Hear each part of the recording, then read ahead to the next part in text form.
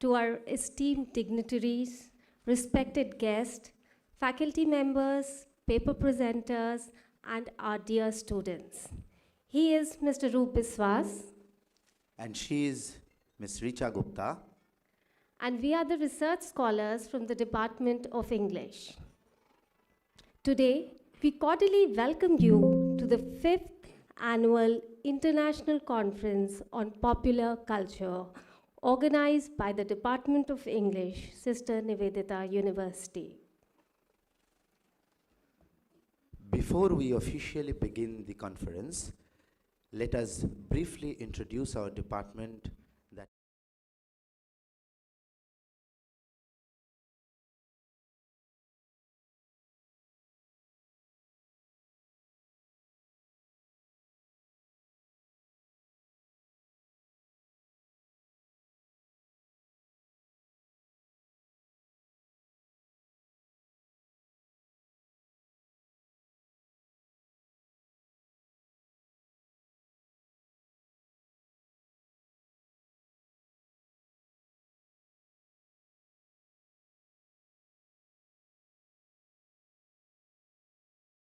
expanded substantially to include more than 550 students. Moving on to the theme of the conference, that is popular culture, it is not something that is unheard of. Interestingly enough, with its eclectic connotations, it offers a wide scope for assimilation of different themes and topics from across various disciplines such as English, media, performing arts, to name a few. DESNU has been organizing the conference on popular culture every year since 2021. The evolution of this conference has been synonymous with the growth of the department, so that the seminar, which was regional in early few years, gradually evolved to become national in 2023. This year, however, as it turns 5, it spreads its wings to go global and become international.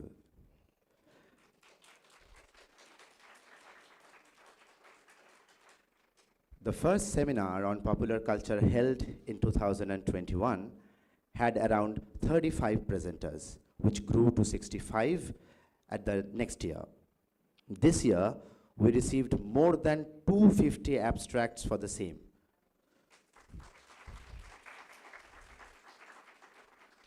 Though this had been a greatly encouraging fact, yet, given the constraint of time and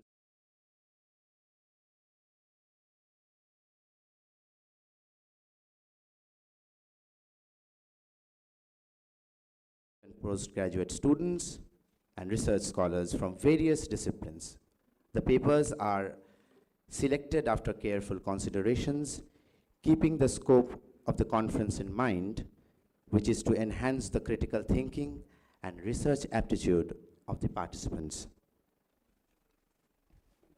Last but not the least, it gives us immense pleasure to announce that from last year onwards, we have provided the participants a significant platform where they can publish their research papers. As a matter of fact, DESNU has published several conference proceedings in the form of paperbacks. And tomorrow, at the proceedings of the 4th Annual Conference on Popular Culture and Literature held last year will be officially released.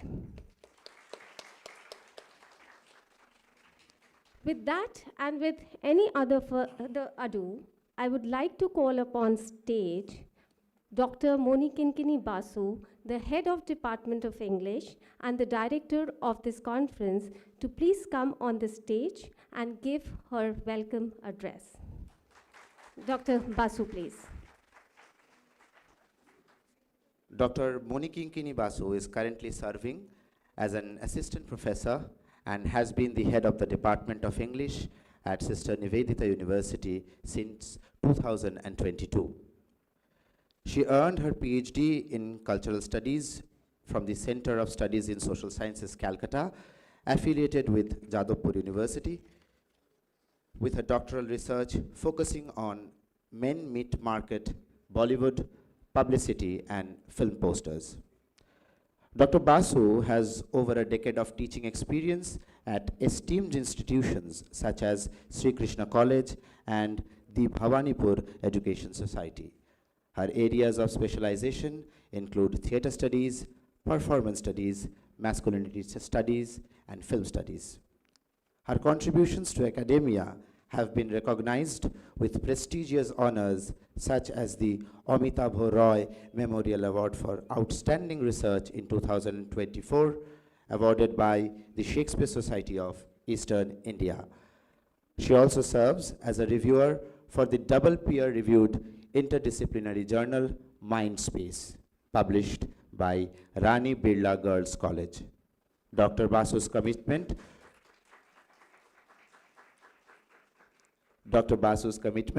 to academic excellence and leadership continues to inspire students and colleagues alike at Sister Nivedita University.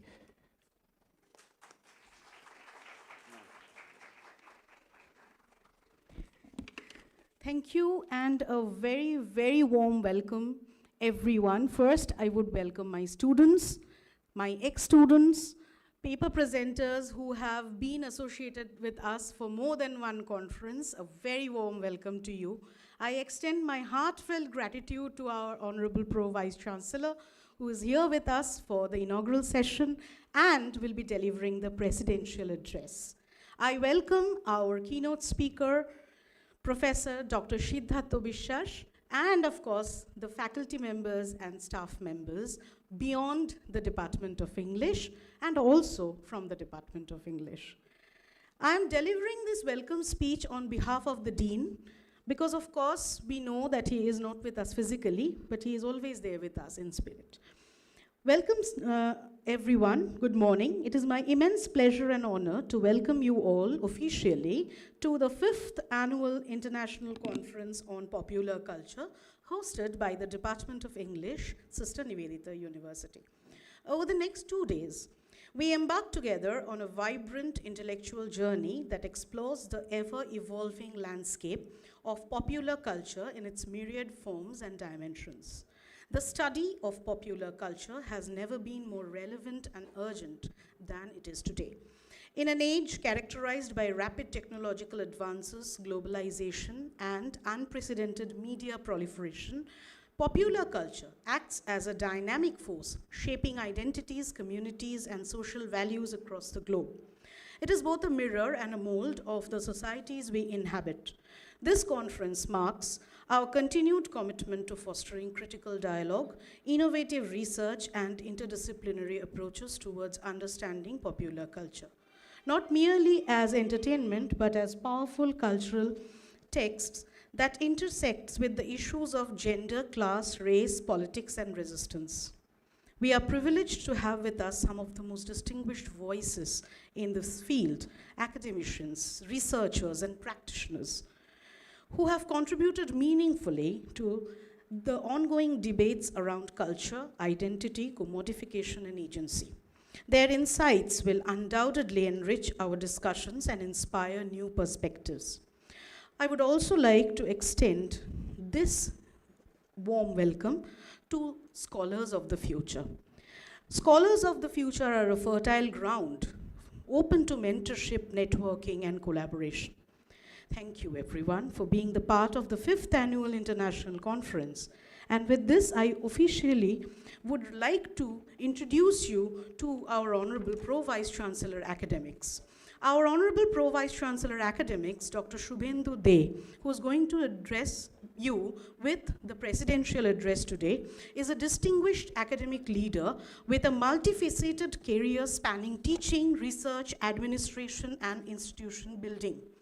Dr. De holds an engineering degree from Osmania University.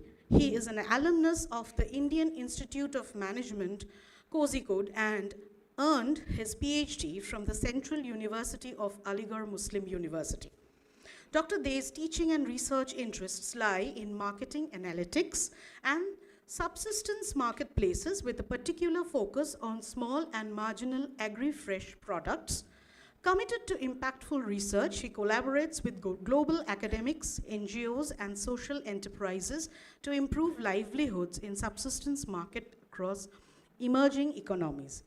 With over 50 publications, presentations in top national and international journals and conferences, Dr. Dey has also developed numerous case studies on Indian businesses. Mastering Text Analytics, his latest book is expected to be released by Appress Publications New York on September 15, 2025. His consultancy experience spans India, Saudi Arabia, Russia, Ukraine, Egypt, and El Salvador. Beyond academia, he serves as a member of the Academic Council of Purnakala, the Art Village, Bangalore. Advisor Business Strategy at Ecofin Global Consulting, Durgapur, member of the Board of Studies of the Muthoot Business School, Kochi, and as an advisor at Antarpath Impact Consulting, Brisbane and Kolkata. His contributions to academics have earned him accolades such as the MTC Global Award for Excellence in 2023, Innovation in Teaching Pedagogy, and the Edicons Award, the Times of India 2016. Notably, he was instrumental in developing an innovative research cell which was rated as an area of excellence and an innovative pedagogic learning management system to create a learner-centric approach as best practices followed by CRISIL in 2011. A man of diverse passions, Dr. Dey is a member of Mritika, a Bangalore-based theatre group, and has recently debuted as a Bengali author with his detective novel, Bhubon Mollik Goinda Kahini. The first in a planned series, guided by a strong sense of social responsibilities, he mentors an underprivileged student annually in memory of his late grandfather. Driven by the philosophy that life should foster happiness and well-being for those around him, Dr. Dey leads a life dedicated to academic excellence and creative pursuits and societal contributions. I would welcome Sir to kindly deliver the presidential address.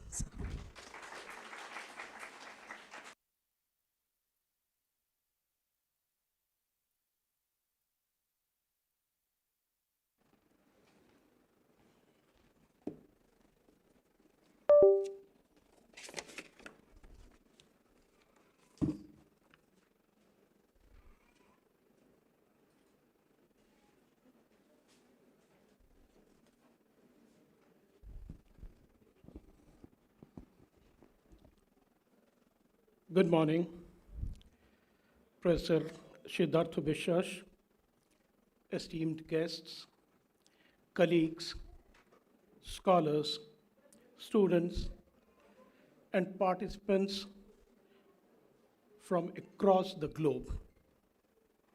It is with profound honor and immense pleasure that I stand before you today to deliver the presidential address at the 5th Annual International Conference on Popular Culture hosted by the Department of English at Sister Nivedita University, Kolkata. This occasion is a landmark not only for the department but for the university as a whole.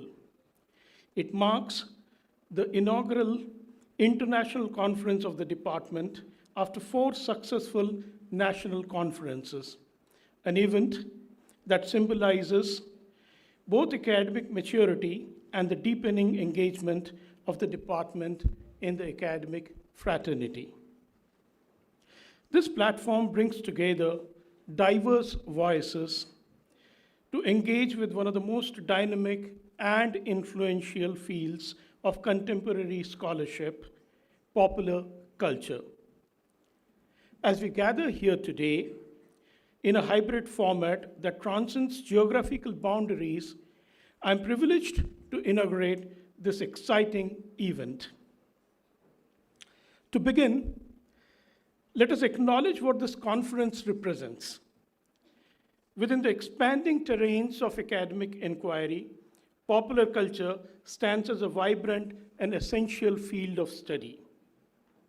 It is a domain where the everyday intersects with the extraordinary, where entertainment meets ideology, and where identities are continuously forged and contested.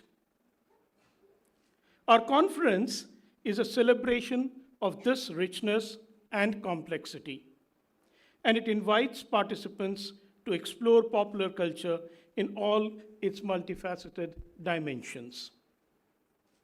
The very fact that the Department of English, traditionally associated with literary studies, is boldly embracing the study of popular culture is in itself indicative of the transformations within academia. It underscores a recognition that culture is not just the preserve of the elite or the canonical, but is actively produced, consumed, and transformed in popular media, social spaces, digital platforms, and artistic expressions across the world. Popular culture, once dismissed as ephemeral or trivial, has gradually emerged as a crucial arena for understanding contemporary societies.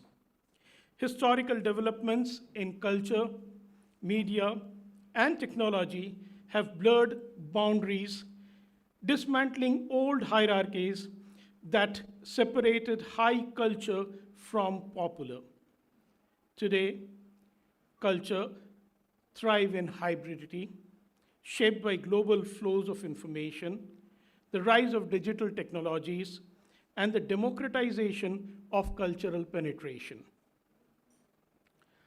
Academic interest in popular culture has expanded correspondingly, evolving from descriptive catalogs of mass-produced entertainment to complex theories addressing issues such as ideology, identity politics, representation, commodification, and also resistance.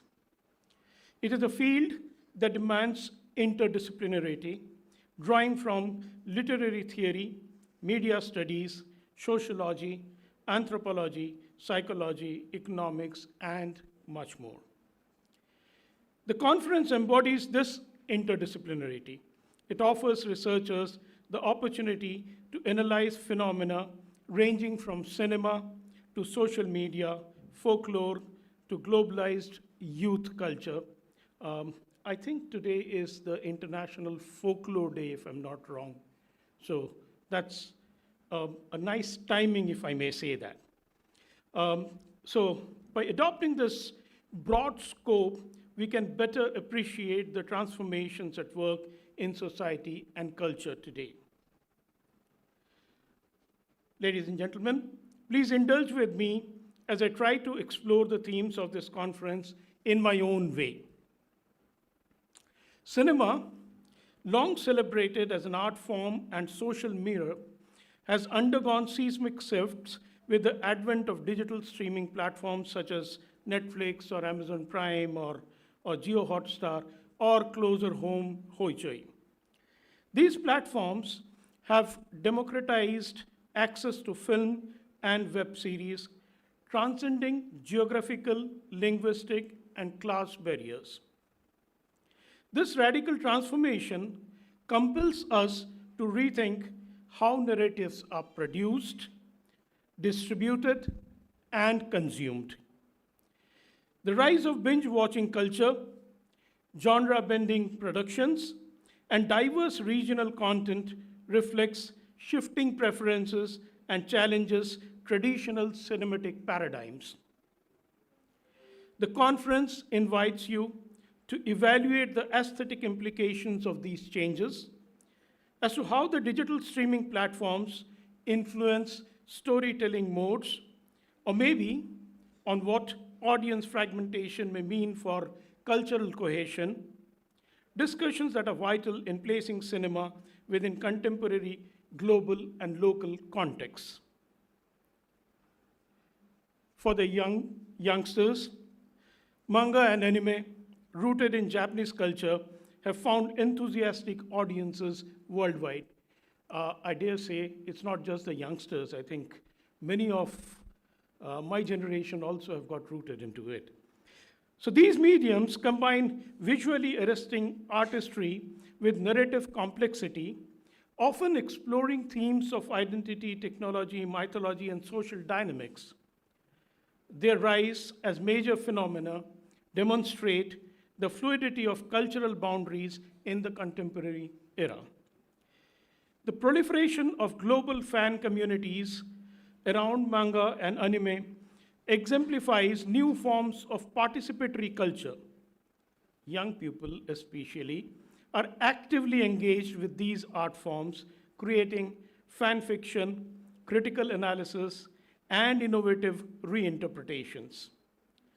Exploration of manga and anime opens up vibrant discussions on cross-cultural adaptations, the politics of representation, and the roles of transnational media in shaping youth identities.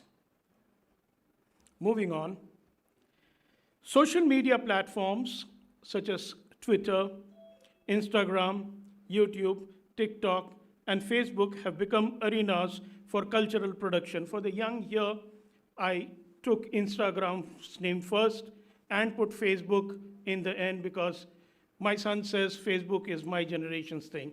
Instagram is your generation's thing. So social media platforms such as Twitter, Instagram, YouTube, TikTok, and Facebook have become arenas for cultural production, communication, activism, and commodification. On one side, they amplify voices, while on the other, they also complicate political discourse through issues like misinformation, polarization, and very serious privacy breaches. A critical examination of social media through the lens of popular culture studies highlights how new media transform social relations, influence political mobilization, and generate new economies of attention and influence. I hope there'll be enough deliberations on the impact of viral culture shaping opinions, but in the right way. There may be discussions around the ethical challenges in communication through social media or on whether the social media platforms reconfigure power and participation in cultural production. Whatever may be the case, the end result would be some exciting deliberations, which is what this conference aims to achieve. Popular culture exerts profound influence over societal understandings of gender and sexuality, often reinforcing normative roles, but also enabling resistance and transformation. Media portrayals shape public attitudes toward maybe masculinity, femininity, non-normative identities. This conference aims, therefore, to embrace intersectional analysis, examining how popular media negotiates multiple identities, challenges stereotypes, and offers spaces for marginalized voices.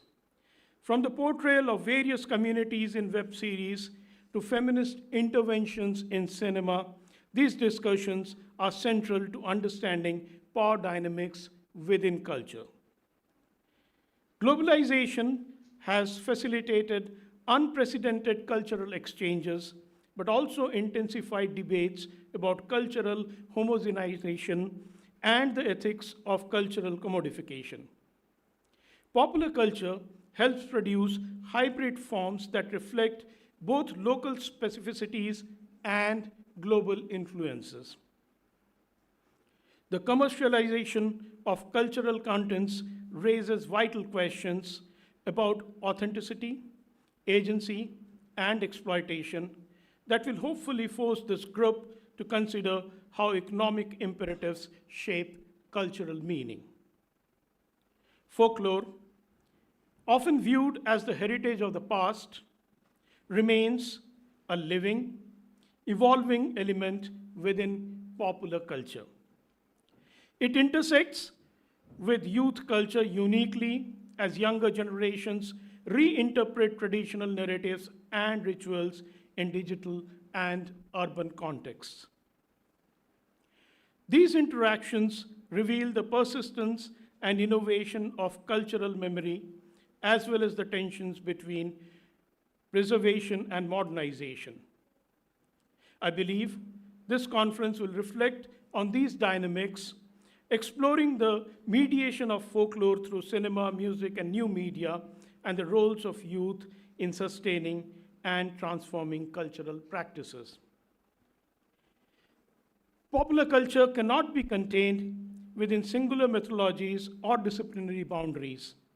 Its study necessitates expansive and flexible approaches, whether through literary criticism, ethnographic research, media archaeology, or digital humanities. This conference structure attests to the value of collaborative and interdisciplinary scholarship, enabling participants to cross-fertilize ideas and craft richer and more nuanced analysis. Being an interdisciplinary discourse, this conference therefore encourages the participants not only to analyze cultural artifacts, but also to understand the social processes, institutional frameworks, and technological infrastructures that shape these forms. Therefore, as I see it, popular culture is deeply embedded in the fabric of contemporary life. It shapes how we communicate, construct meaning, perform identities, and wade through relations. It is a terrain where ideologies are disseminated and reconfigured daily. Through popular culture, dominant narratives attain legitimacy and counter-narratives find expression. It can unite people across divides and reinforce social exclusions. Understanding popular culture thus becomes imperative for comparable comprehension of contemporary social dynamics, be it political polarization, cultural nationalism, global migrations, or youth mobilization. Recognizing the power of popular culture invites responsibility among scholars and academics alike. The study of popular culture encourages to not only interpret, but also to challenge dominant messages and create spaces for inclusion and diversity. This conference, therefore, serves as a crucial site for reflecting on how culture influences social attitudes and behaviors, and how it may be harnessed for all educational and emancipatory purposes. The collective efforts of all participants will contribute toward envisioning a culture that is participatory, equitable, and more importantly, just. Beyond the presentations and papers, this conference is an opportunity to build sustained scholarly communities. Networking, mentoring, and collaborative projects emerging here will strengthen the field's coherence and global reach. These relationships are vital for advancing research, pedagogy, and public engagement. As we proceed into the exciting days of this conference, I urge every participant to immerse themselves fully, not just as passive listeners, but as active interlocutors, challengers, and creators. Let us interrogate the complexities of popular culture with intellectual honesty, courage, and empathy. Let us be mindful of the potent role culture plays in shaping societies and individuals. Let us use this forum to provoke new questions, inspire innovative methodologies, and nurture vibrant intercultural dialogues. What makes this conference more exciting is that the transition to international conference has been marked by an overwhelming response with the submission of, you just heard, nearly 250 papers from scholars across the globe and researchers who have, researchers and our faculty members who have meticulously gone through it and selected about 180 of those papers for presentation over the next 2 days. This only reflects the growing interest in popular culture studies. The array of brilliant speakers from India and abroad only add to the excitement of the next 2 days. So, on behalf of Sister Nivedita University, I thank all of you for your passion, dedication, and scholarly commitment. It is your contributions that bring life and meaning to this endeavor. I once again welcome all of you to some insightful deliberations over the next 2 days. Ladies and gentlemen, have a wonderful learning experience, engage in constructive networking, enjoy our hospitality, and have a great time together. Thank you, and may this conference be a resounding success with vibrant exchanges that will shape the future of popular culture studies. Thank you.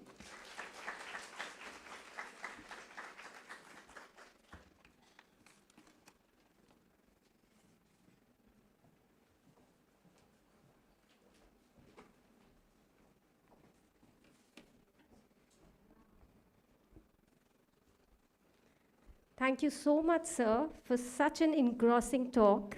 In such a short while, you managed to cover such a broad expanse of popular culture. Thoroughly engrossing and interesting. Thank you once again. We have amongst us Professor Dr.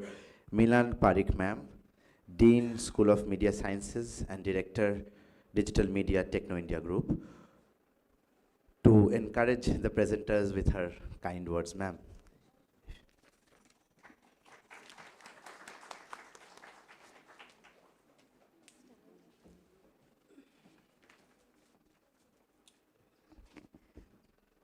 Very good morning to all the paper presenters.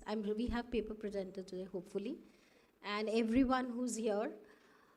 So on behalf of my two schools, that is School of Media, Communication, Fine Art, Design, and Performing Arts, congratulations to the Department of English for organizing this and grow from probably a strength of 20 students. This number, I feel very proud that I've been also a part of this journey somewhere or the other. Best wishes to all. I would just share that when I was in the program, I did get a chance to go to an institute where they nurture this popular culture, and I will share the magazine that I have. I have a session chair tomorrow, so I'm going to share that magazine which is there with me on popular culture. So they were basically designing cartoon characters in form of popular culture for education. So actually that was a new thing for me, and I never realized that it is so close to journalism and mass communication. And this could come up in a shape of a conference or a seminar. That is something which is very, very empowering. So congratulations to the team. It's a very strong team and very close to media nowadays, as sir was saying, that the kind way social media is taking all over. Especially with the Gen Z, where what to say, misinformation, disinformation is so important, where we have this WhatsApp University. I think this is going to play a very important role, and what we are going to discuss in these 2 days are going to be very important for all of us to learn and grow further. So this is all from my end. Thank you so much for involving me. Thank you so much.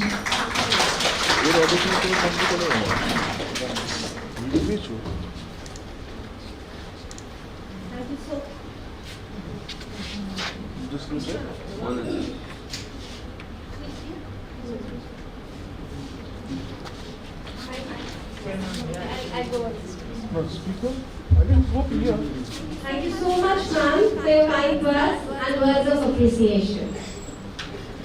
We now move on to the next part. I would request all the dignitaries and the faculty members to please come forward, and we have the watching of the dance ceremony, please. All faculty members of SMU and beyond, please, everyone please make yourself.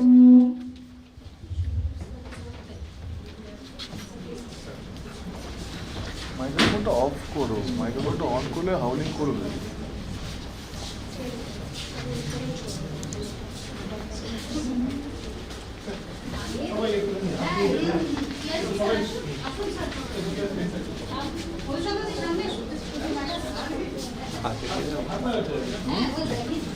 Check করে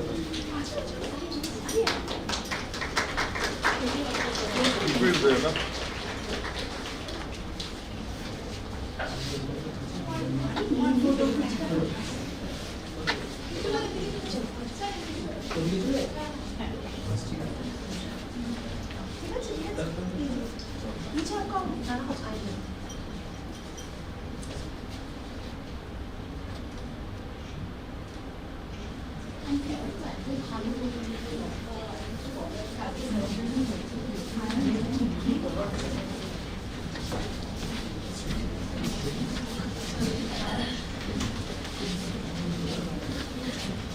Thank you. I request everyone to please take their seats. We now We now start with a with the keynote address to be delivered by Professor Dr. Siddhartha Biswas, titled Photography and its Discontents, Looking Through a Popular Lens. But before that, I would like to request Honorable Pro Vice Chancellor Academics, Dr. Shubhendu Dae, to please come and facilitate Dr. Siddhartha Biswas.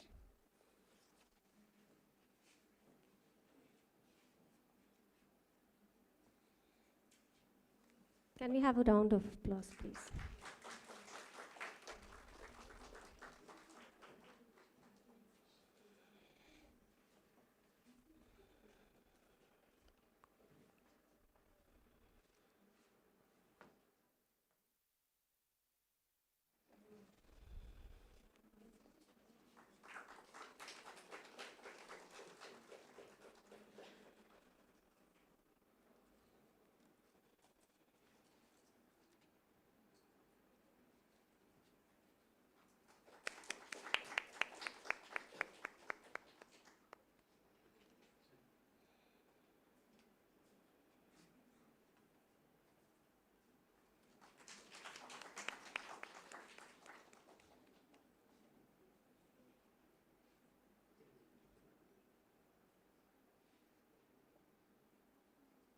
Thank you, sir.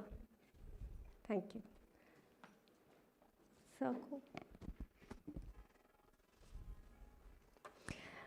before Sir begins his keynote address, I would like to invite Sir to please take his place on the stage.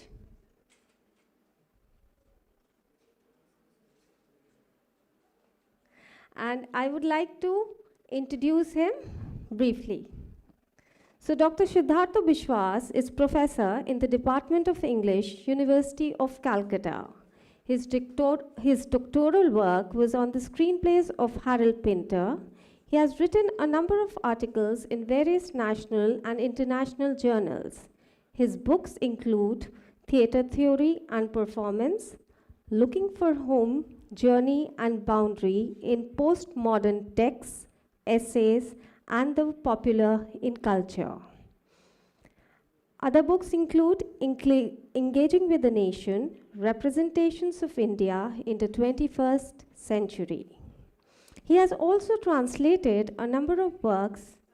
Among his recent work, translations of The Merchant of Venice and Twelfth Night may be mentioned. His areas of academic interest include postmodern theatre, translation studies, and popular culture. With that, we welcome Dr. Biswas. Thank you, sir.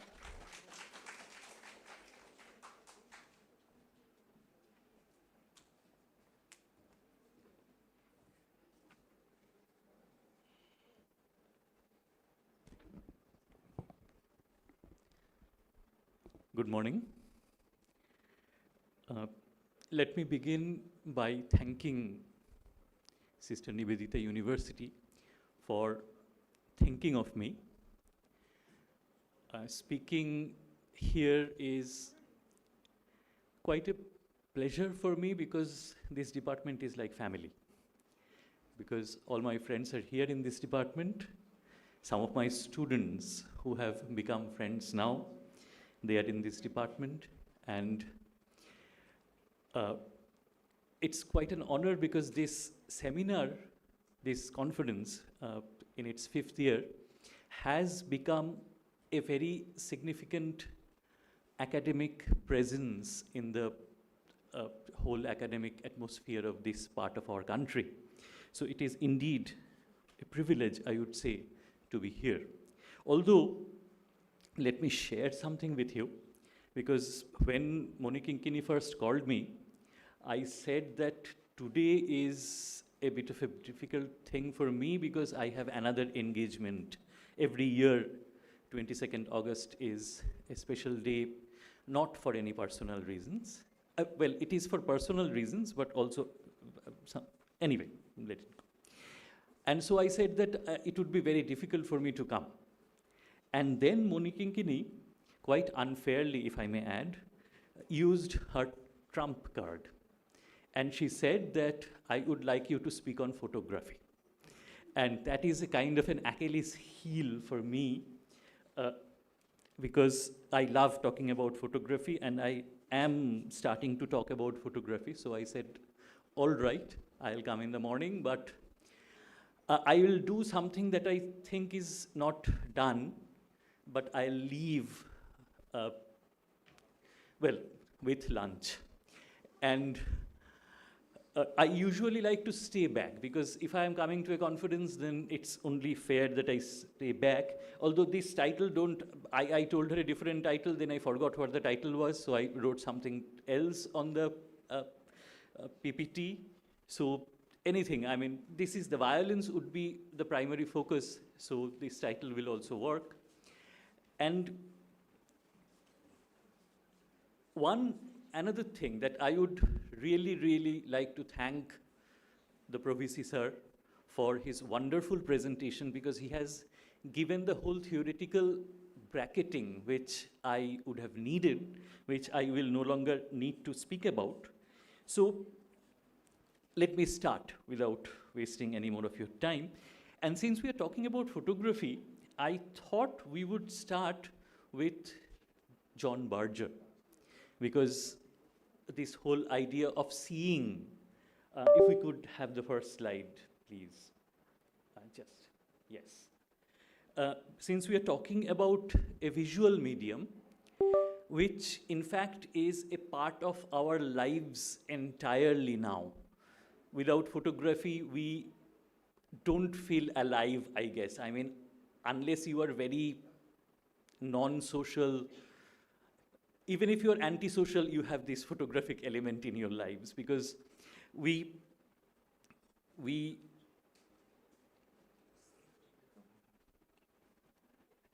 thank you. Everything we do is now photo documented.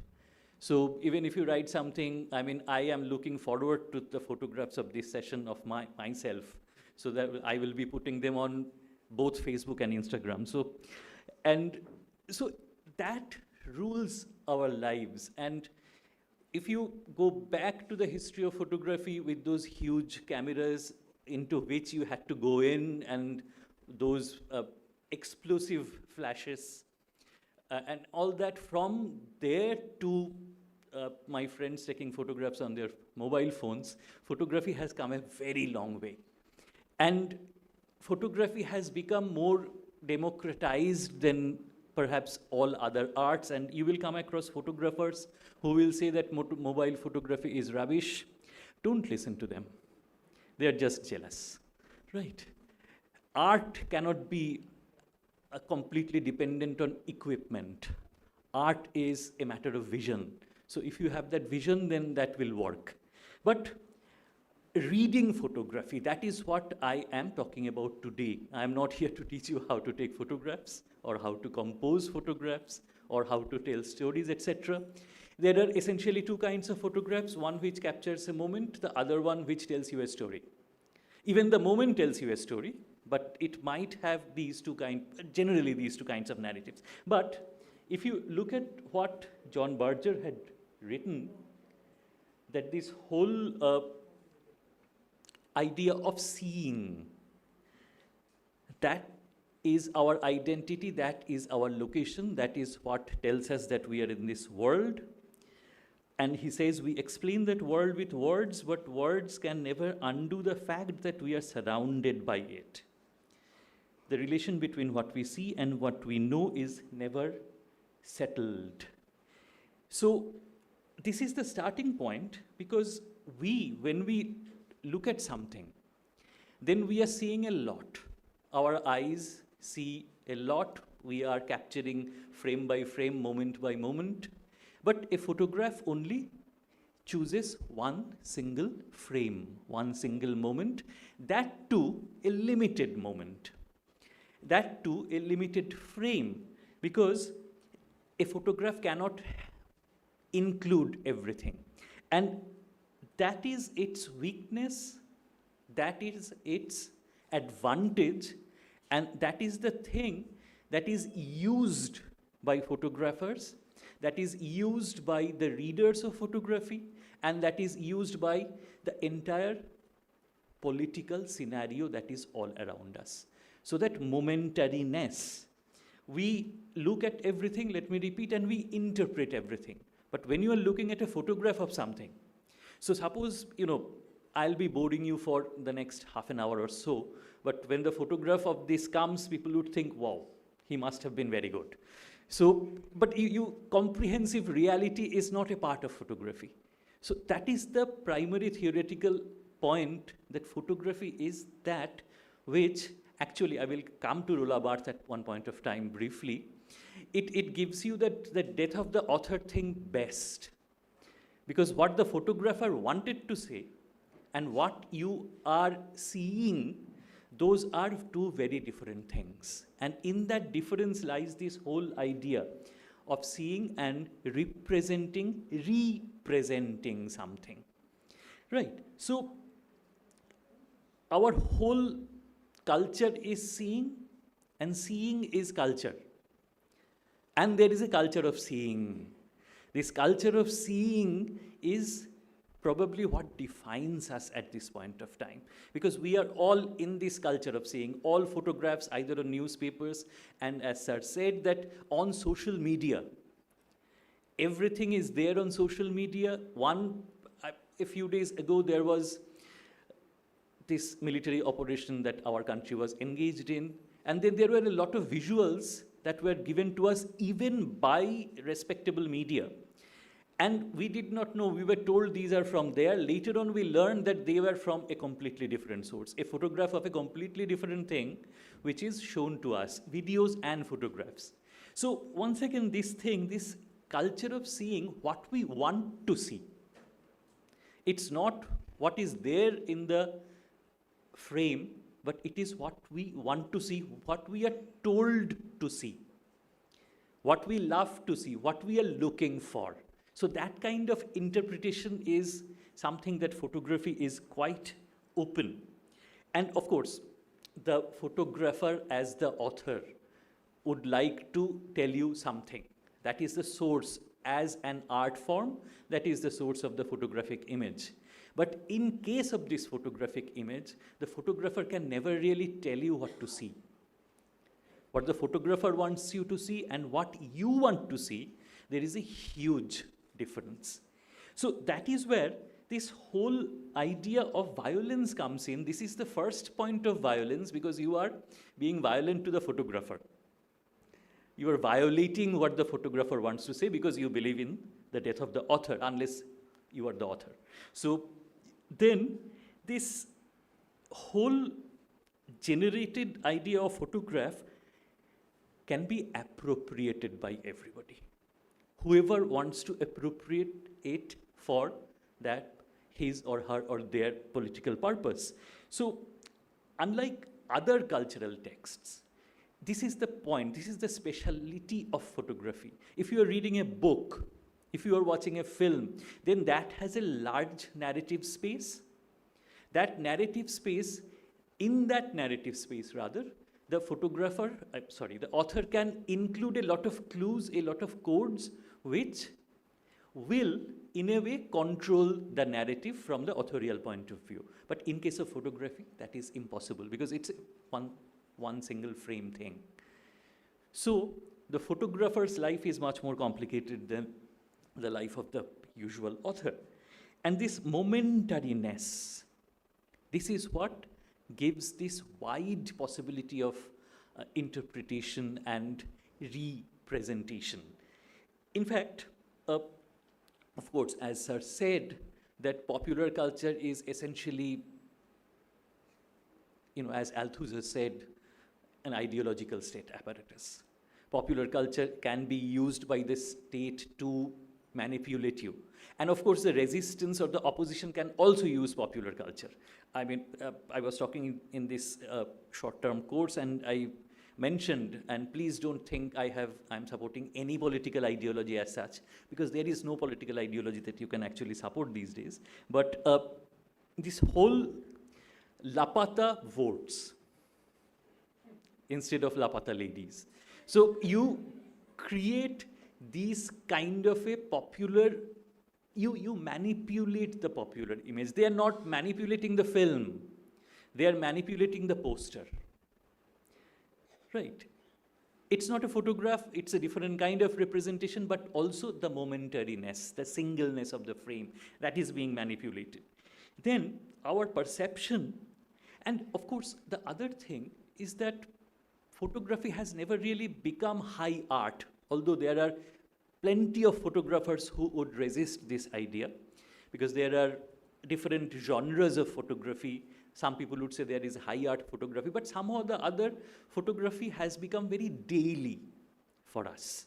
Even good photographs, even the best photographs. I mean, as always, you are welcome to, counter me on this, as long as it's not violent. So, in fact, when I was sitting there, I almost thought that this would be a brilliant frame for a portrait.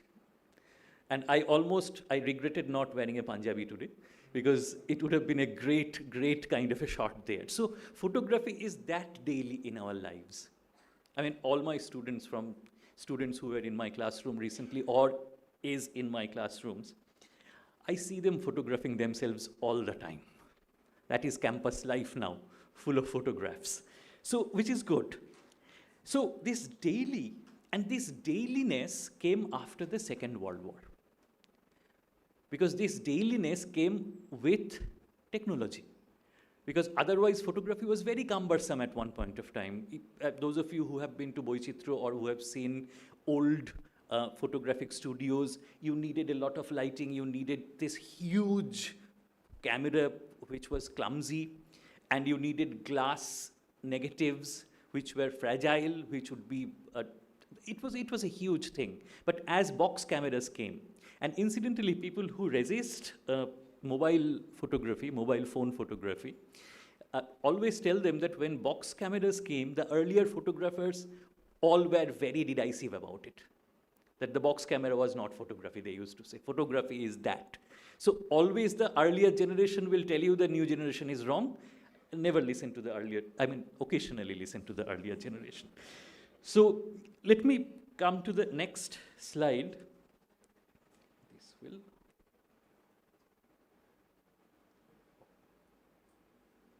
Right.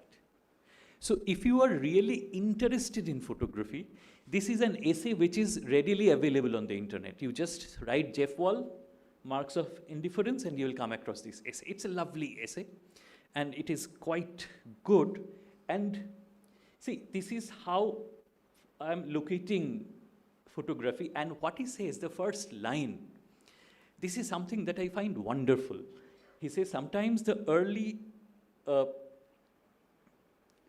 years of pop art seem like a race to find the most perfect, metaphysically banal images. Banality is something very complicated. Familiarity, proximity, something that is apparently boring, but life and the banal. I had a friend who was working on it, and incidentally, I also have a friend who was working on boredom. So this is a very complicated stuff, but life, you bring in life, you bring in the banal, and you'd see famous Western photographers. They were all photographing the daily. Instead of those brilliant photographs where a Maharaja would be sitting with a gun and the dead body of a tiger I mean, a tiger, at least. So, or at least whatever. So those days were gone. The artifice, the artificiality, that was gone, and photography was more veering towards the realistic, not realism, but the realistic. I mean, people who have gone through my painter's classes, suffered through my painter classes, they would know that what is the difference between this realistic and realism. So they are veering more towards the realistic and more towards the familiar, turning, it's a rather romantic kind of a thing to look at the banal, look at the complicated and turn it into art. So that was the proposition for a long time, and the final line, the anesthetic is transformed as art. This is where the idea of the aesthetic is being challenged. So what was aesthetic is being challenged, and the anesthetic, as I call it in easier terms, anesthetic sounds rather bad. I mean, anesthesia is something that we generally want to avoid.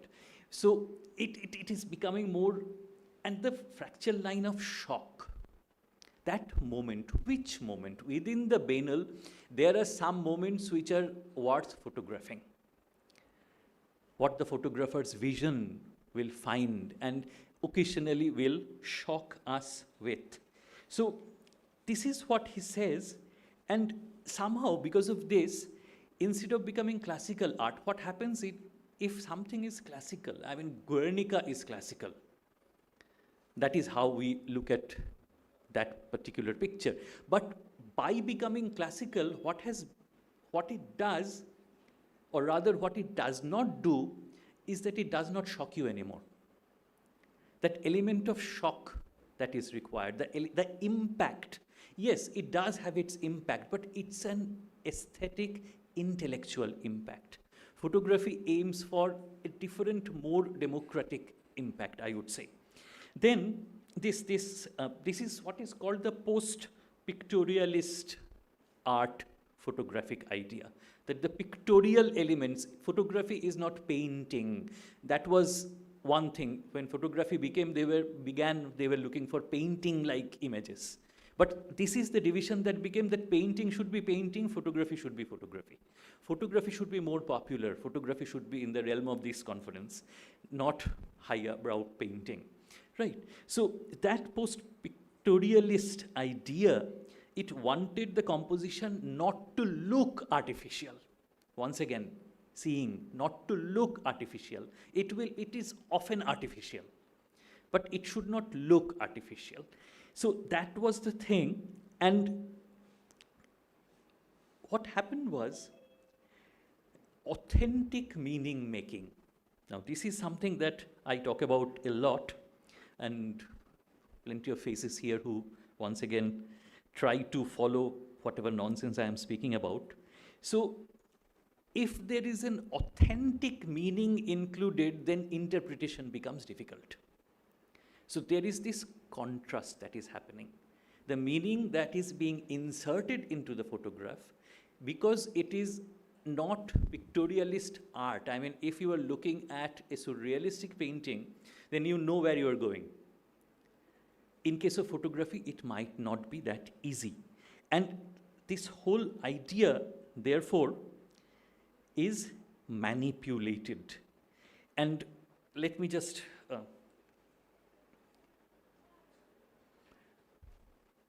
take a look at this one. Eshal Zahur is another, I mean, this is once again something that is widely available on the internet. You just search it and you will get it. This whole thing, the including and the excluding.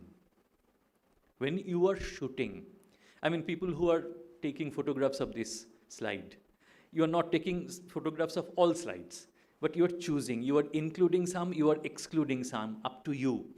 This is for your own use. But what if you had a purpose? What if this was a journalistic photograph? What is the moment that you are going to capture? Are you going to tell the whole story? Are you going to give the authentic narrative, or are you going to choose a particular moment which will kind of serve your purpose? So you are not telling that story, You are using that story to tell what you want to tell. So the photograph gives you that luxury. Of course, what the audience will or the viewer will read is a different thing. But you are choosing a single moment and not all the other moments, because there is this deliberation. And focusing, of course, is very important in photography. What are you focusing on? Right? I mean, what are you keeping in focus? Your focus. That is something that the viewer cannot challenge. Because when you are taking a photograph, it is your focus. What is out of focus, the viewer cannot bring it in focus. So that is one space where you have that luxury. So, and towards the end it says, images may not seem political because they do not explicitly showcase political issues, but even if they don't do that, they still say something in the political sphere. So each and every work of art is political. And each and every photograph is political. So that is something that is different, because we look at everything, we try to look at everything, although we don't really look at everything. We are habituated in not looking at everything these days. But the world around us, but the camera cannot look at everything, and the fact that camera cannot look at everything is something that is used by the photographers, by the interpreters, by the readers, and by the establishment or the anti-establishment, whichever it might be. So this is where, of course, let me just tell you something. I am not talking about manipulative photography or manipulated photography. I am talking about pure photography. You can do something with Photoshop to every photograph. Nowadays, in fact, even my phone, which is quite common and ordinary, if I take a photograph of something, my phone can erase people out of it. So that is manipulation of a different kind. I am not in this discussion, that manipulation does not come in, because that's a technological manipulation, that's a different kind of a manipulation. In fact, I myself did, I went to Joydev's Bhita a few months back, and I was trying to take a good picture of one of the temples, and this man kept on standing in front of it. And I was there for half an hour. He did not move. And I do not have that kind of confidence in which I can go and grab somebody and... So I took the photograph, and later on, much to my pleasure, I could eliminate him from that picture entirely. You would not believe that there was a man there. This is how manipulation can function. So this is how reality can be transformed with technology. But that is not what I am talking about. I am talking about an honest photograph, which has not been manipulated in that way. No Photoshop, just the photograph. Then, see, lived reality, that is the idea. Not manipulated reality, lived reality. But see, I was talking about Barth. So he talks about codes. He talks about, he says a photograph is a mechanical analog of reality. I mean, camera lucida is there. There are plenty of other writings that are there in Barth's collections. So the code. I chose this photography because violence is what I am thinking about these days, for not for personal reasons, but basically social reasons. So if you look at this picture, what do you see? What is the codification here? What are the things? I mean, initially it looks, there is a gun. I mean, just take a look at it without thinking about anything, just the visual. Then you will start inputting your ideas in the picture. Does the picture say anything?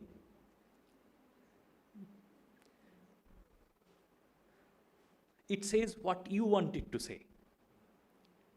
The photographer probably wants you to think of violence, definitely, because the way this is manipulated, there is a gun, there are a lot of people, these people seem nervous. There is a cultural sociological inclusion in there, if you can recognize it. If you cannot, still it makes some sense. So immediately what your perception is one of impending violence. That the next moment will be something perhaps tragic. But what if you read this as somebody who is guarding those people? Somebody who is protecting those people? So see, when you see this picture, when you see this photograph, there are plenty of codifications available. There are plenty of codifications possible. What the codification is and how you are decoding it. That is why the photographer is dead. I mean, not by the gun, but death of the author sense. There is no photographer as such, because this photograph can mean so many things. So the artist will have provided a creative codification. But you would read your own creative codes. I mean, it's very much like checking answer scripts. That you do one codification in classroom and there is a completely different set of codes in the answer scripts. So basically, death of the teacher, that is the idea there. But anyway, and so the imposition of codes that arises out of everything, and this can be motivated. I mean, we are here in an academic space. And you can posit this picture as anything. Simply as anything. You can think of this as Israel. You can think of this as Ukraine. You can think of this as Rohingya. You can think of this in multitude of ways. So this one photograph, without having a contextual element imprinted on it, can be used as a lot of things. So this codification depends entirely on the political agenda that we have. And of course, the lens sees what it sees. We can only compose. And even now, if you think about our lives, newspapers without photographs are unsuccessful. Newspapers with colorful photographs of celebrities are successful. Moderately more so. People read less. Book covers, film posters. When I was young, film posters were hand painted and they were very amateurish, and that had its own narrative. But nowadays you have brilliantly printed digital, well, with a lot of resolution, that kind of photographs as posters. Otherwise, it does not make sense to you. If there is a Amar Akbar Antony kind of a poster hand-printed, hand-painted, you would not be impressed. So these photographs must be there in every space of our life. And incidentally, the other codification that you may have all noticed, but I don't know whether you have thought of it or not, why is this in black and white? Why not color? I mean, it's a matter of choice. It's a question of choice on part of the photographer. I mean, if it was in color, I could have turned it into black and white. I can also turn it into color, but that would be a bad one. But why black and white? Why? Because the impact here is not a happy impact that is being given. If it was very colorful, jovial, then you would read something else. So a simple choice, I mean, whether it's color or black and white is never a simple choice. It is a very major element that you have to look at. Because what photographs ultimately give you is what we call half-truths. You know, half-truths are more damaging than lies. In our age of, well, post-truth, this is what we have, half-truth, because there is some truth in this, because it's a photograph. Because it's a photograph, you think of it as true. If this was hand-painted, you would not have that, it would not have that demand of authenticity. So it is true, but what it is, what is the context, what is the political agenda, that is not there. That is why this is, that possibility of half-truth becomes very important. And also, when I said that after the Second World War, there was this shift from pictorialist to post-pictorialist, because that is where camera became something else. This becoming, because the camera was something that recorded the past. It was simply something that recorded the past. If you see all those portraits, they were just records, that there were these people, there were these events, there were these occasions, etc. But from that, and this is something Barth is saying, the photography, the camera became something of a performer. The photography became performance. All right, this is a very important thing. This is something Barth is saying in Camera Lucida. And just one. So this is something Margaret Iverson is saying. And if you look at it, the camera as an instrument of experimentation or exploration. Experimentation is fine, exploration is fine, but what you may add to it, a weapon of mass, not destruction, but misinformation. That is what the camera is becoming. And that has been, and it says what will be, because it's a very positive kind of a thing, what will be, but what is and how is that presented? So that is the idea. And one more interesting thing, this is an image which is quite popular. I don't know whether you have seen this image or not. Right. This was the blimp, the huge airship called the Hindenburg, and it was a huge, huge accident at that point of time. It was touted as a technological marvel in Germany and this. But if most of you would not know this photograph. To most of you, this will not make any historical sense. Okay, this will make sense, but if I just change the context, what happens?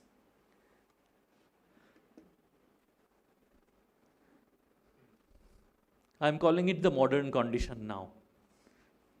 So all of you literature students and art students, you are all very fond of such symbolic representations. You love to read stuff in everything. So if this is called the modern condition, then the whole thing changes. From a historical disaster, this becomes a symbolic kind of a thing. Or you might even call it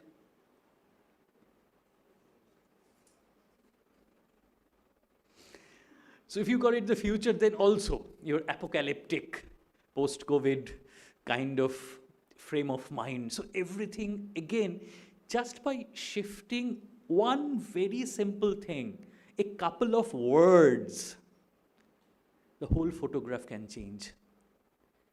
This is how the whole thing can be manipulated. And stories, see, I am not even getting into personal meaning. Personal meaning is something else. But there is a question of voice which we come back to. But if I look at different kinds of photographic representations, this is another famous photograph which Barth uses in Death of the Author. So if you have read The Death of the Author, then you know what I'm talking about. This is the famous Paris Match cover. And we have a young black boy saluting something. This was probably on Bastille Day or something, so they would imagine that he's saluting the French flag. But there are a lot of codes here, because the whole Algeria issue is represented through this thing. What France, the cover of this very, very popular magazine is claiming is Algerian loyalty. Through the child, a lot of codes.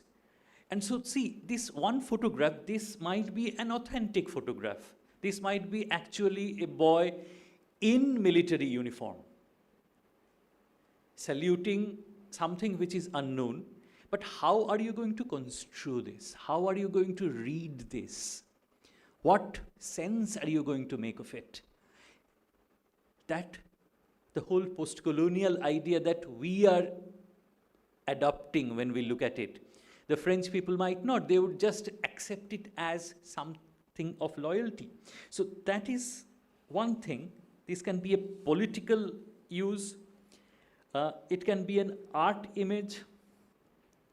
Once again, if you look at this image, the violence in it is implicit. I have not included any image of explicit violence. These are all images of violence that you read. What is there to read? What if this is a superhero picture? It would change the whole meaning. Just context, perspective, perception. You immediately think of domestic abuse. Immediately. But write Superman on it, it will become different. Then the narrative itself will change. This is how simply the photograph can change. And of course, tiger tourism. চলে গেছে? Oh.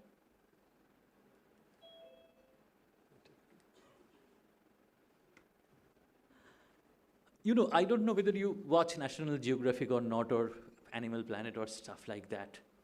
Because whenever there is this tourism idea, it will not be only a tiger, but the tiger being violent, the tiger killing.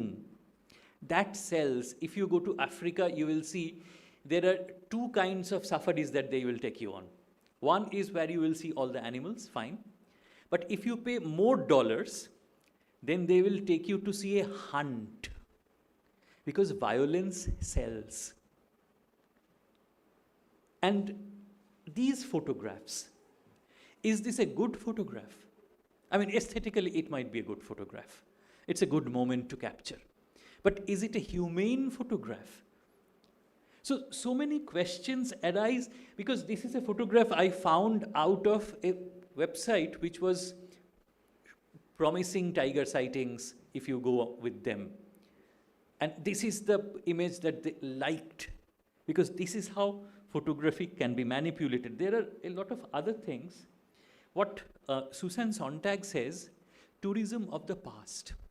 Now, this tourism of the past is not good tourism as we think. I mean, the Puja holidays are coming. A lot of people would be going on tours if you have time, or if you are not busy studying or whatever. So this is a political picture.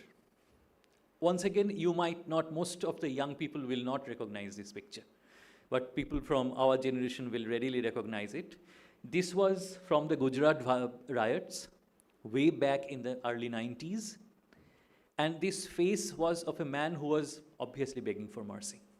Kutubuddin Ansari, who was later on who was brought in West Bengal, and he was settled in West Bengal. I don't know. Nobody knows what has happened to him after that. But this became almost a poster image at that point of time. All newspapers carried this image. And this was, once again, responding to violence. What kind of response? Kindness, mercy, tolerance, or anti-violence, or anti-politics, some kind of politics, anti-ideology. There are so many utilizations. So tourism of the past, because this is from the past, we are revisiting the past. That is one purpose of photography, but that itself, once again, can be politically manipulated. Because how do you know the story that I just told you is true? How do you know that this is Kutubuddin Ansari? How do you know that this was a victim of the riots? You don't know. You have to Google it, you have to research it. But as of this moment, standing here, I am telling you a story and you're believing me. Because you think, I don't know what you think. So anyway, so I am almost finishing. This is the next point. This is 13. So the other photograph that I'd like to show you. This is a very famous photograph. The question that was asked is that the photographer, who is very Western, he won a Pulitzer Prize for this photograph. Could he not have helped the boy, the child? I don't know whether it's a boy or a girl. Could he not have helped the child? Was photographing this more important? This is violence. This is natural violence. Right. The vulture has no crime on it. It's doing what is in its nature. But the photographer who took the photograph, where is the humanity? The photographer will say that you cannot help everybody. You have to keep a distance. You have to be distant because if you start helping, if you start getting involved in your subjects, then you will not have your artistic distance. You need that. You need that artistic objectivity. But this question is always there, how humane is this? Right. So this is, although I am including it into a section which says photographs of the dead, but this is near dead, not dead. Photographs of the dead are one thing. You have so many, I thought of including them, but later on I decided not to. Nazi Germany, concentration camps, bodies, so many photographs are available, but I did not want to. I chose this because this is where the photographer's choice comes into play. The photographer will shoot and leave the child to die. Do nothing else, absolutely. Just because the photographer can hide behind the idea of the distance of art. The artist's license of not getting involved. So I was talking about voices, and once again, when riots are happening, they happen all the time, everywhere on the planet. Riots, wars. How do you represent those riots? I chose these two photographs because these are the voices. One voice is the journalistic voice, on the left, obviously. And on the right, it's an artistic voice. So the difference is the left one will give you, whatever information it's giving you, that's irrelevant as far as this point is concerned, but it's going to give you something. There are a lot of elements in this photograph. There is comedy, there is fear, there is violence. But the right one, what you notice at the beginning is the art. So the photographer is more bothered with the art. I mean, no judgment. You know I am not, 100% judgmental. But the photographer will give you the art, more busy with the art and not about the action itself. Because this is something that I am not really going to talk about. The right one will give you catharsis, the left one will not. Because the moment you get catharsis, all shock value, everything is gone. You are happy. You are more busy with the aesthetic portion of it and less with the informative portion of it. So the photographer's choice, the voice of the camera, that is also very important. The final point that I would make, once again, this was, I do have a collection of National Geographic images, whole book. The photograph on the left is on its cover because it's one of the most striking photographs. This is from Afghanistan. This is a girl called Sharbat Gula, and her photograph was taken without permission. Stephen McCurry took this photograph, and you can Google Stephen McCurry and you will see he's not the best kind of person that you can think of. He is slightly unsavory. But he took this photograph. This is an Islamic girl in a country like Afghanistan, and her photograph was there for everybody in the world to see. Where is the idea of consent? Just because this was a war-torn zone, this was taken actually against her wishes. She did not want to. That is why you see her expression. It's her eyes that caught the eyes of the cameraman, of the photographer. But this consent, and later on, when she was 30 years old, they once again tracked her, found her, and took a shot just to match it with the earlier one. She was alive, thankfully. But once again, the same thing happened, that this whole photographer's artistic gaze is engaging with the person without consent. The politics of war, the politics of representation, the violence that is there. I mean, she is not only responding to violence, she has some violence in her as well. The photography is capturing that. But see, it's not being used in any anti-war campaign. It's not being used in newspapers. It is being used in National Geographic. And you know what kind of photographs National Geographic presents and prefers. There is a genre called National Geographic photography. It has a very separate identity. It has a very different kind of global presence. So photography in this can become a very problematic thing. And this can, I have one more slide. The whole idea of problem and the whole idea of violence as far as the behind the camera and in front of the camera, both ideas are concerned. Since I began with John Berger, I'll end with John Berger.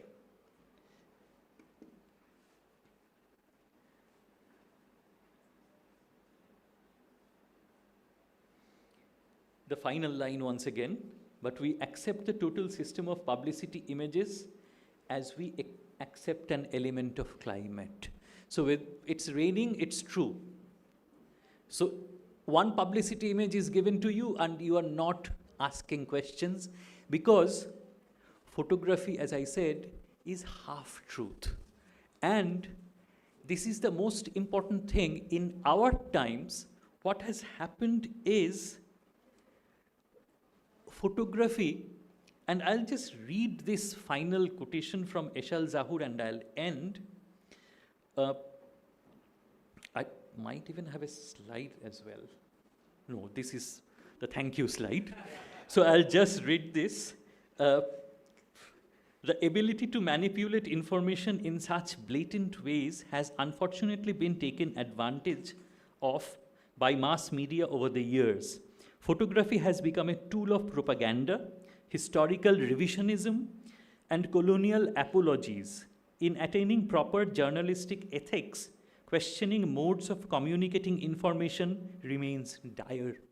So photography, whether you are taking a photo with the mobile or whatever, sophisticated mirrorless SLR camera, always remember there is this huge politics behind it.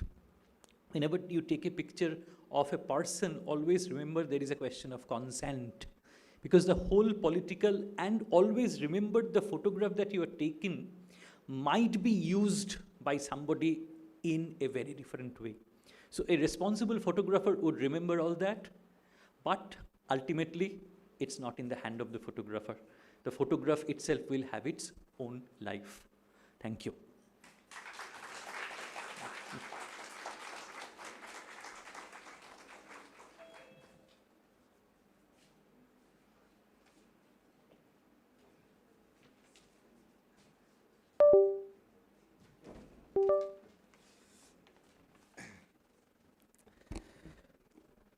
On behalf of everyone present here, I would like to sincerely thank our keynote speaker, Professor Dr.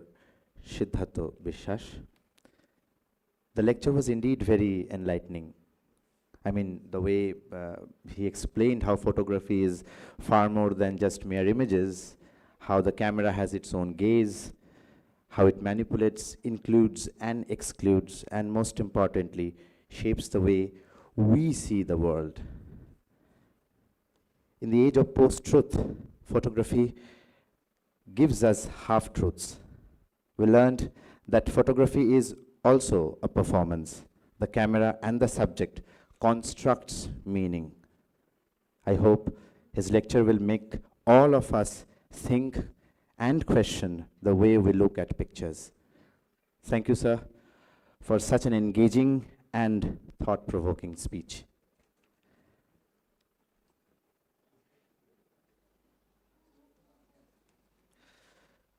We now would move on to the next part of the session, which is the first plenary lecture of this conference, to be delivered by Professor Dr. Stephen Doran.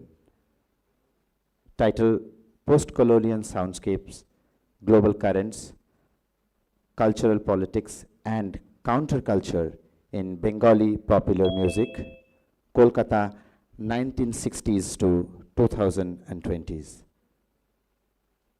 The session will be chaired by Professor Dr. Siddhartha Vishwas.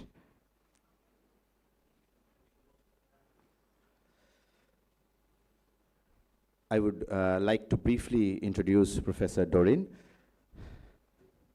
Stephen Doran is a professor of sociology at the University of Limoges, France. He specializes in the field of social culture and globalization. He has worked in India and especially in Kolkata since the late 1990s on the emergence of Bengali and Western popular music genres in Kolkata.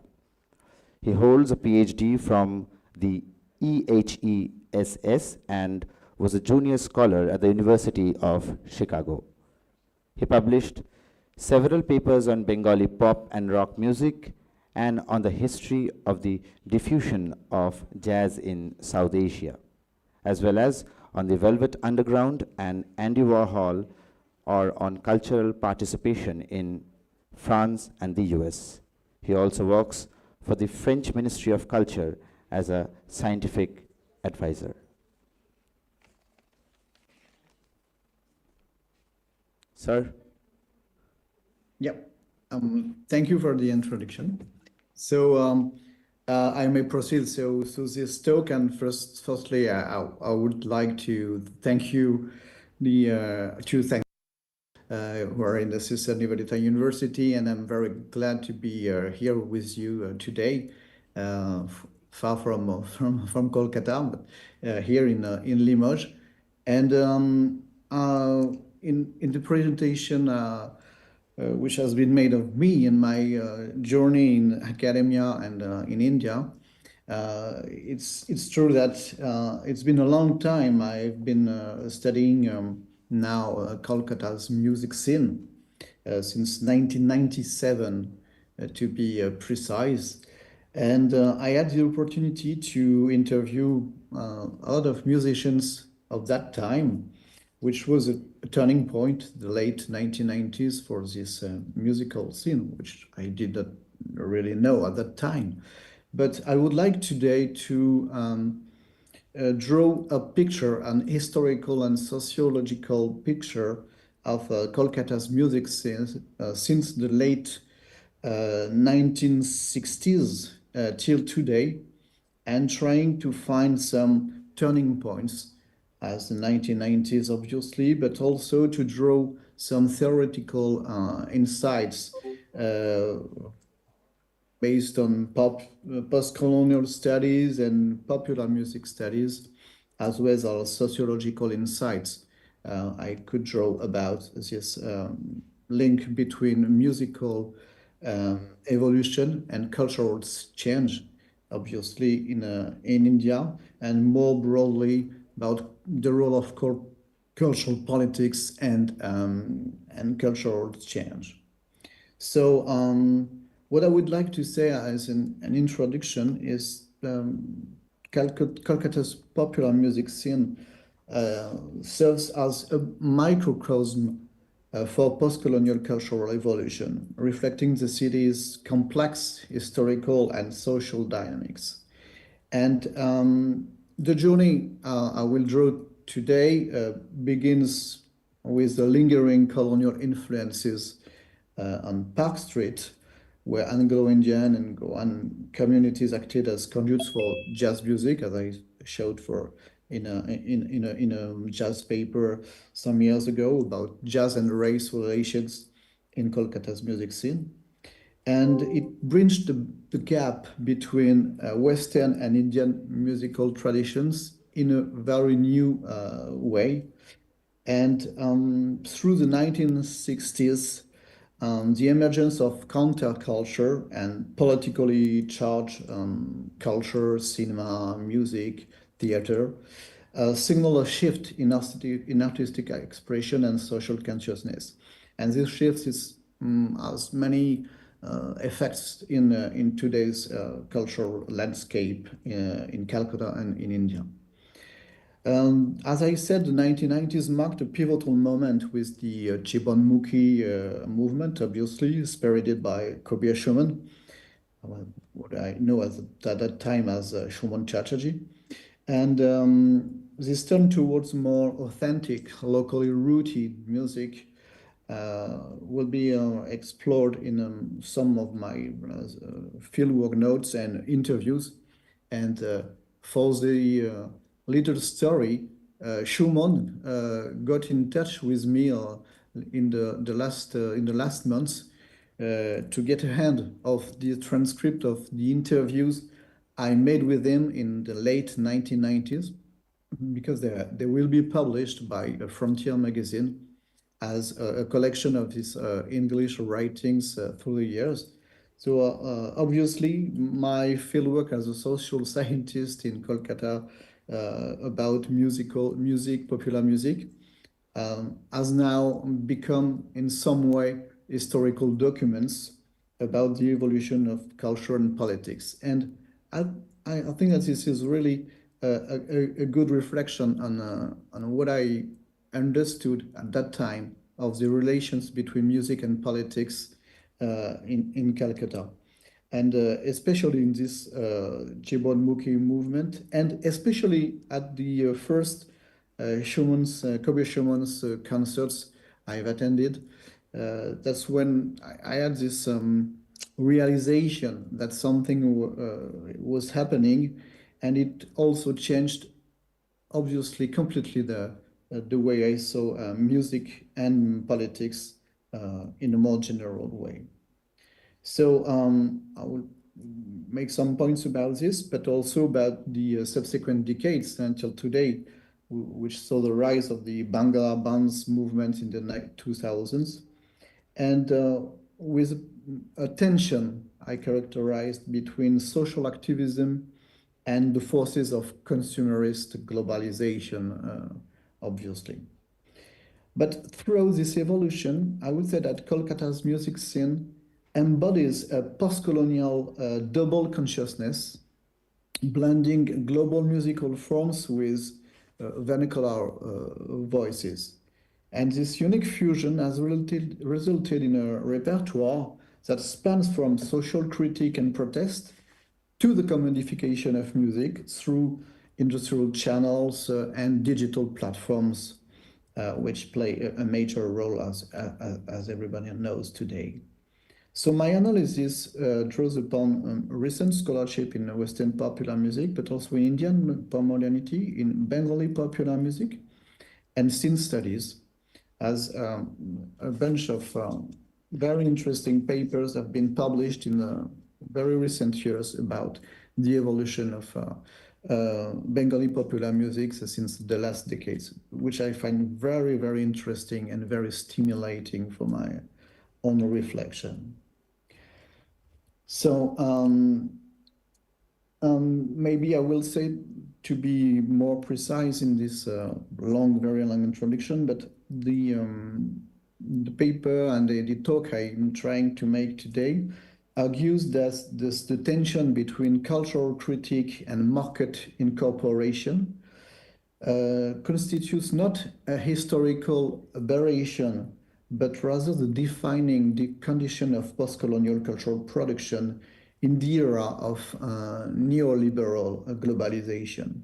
I'm trying to draw some more general conclusions from this study also.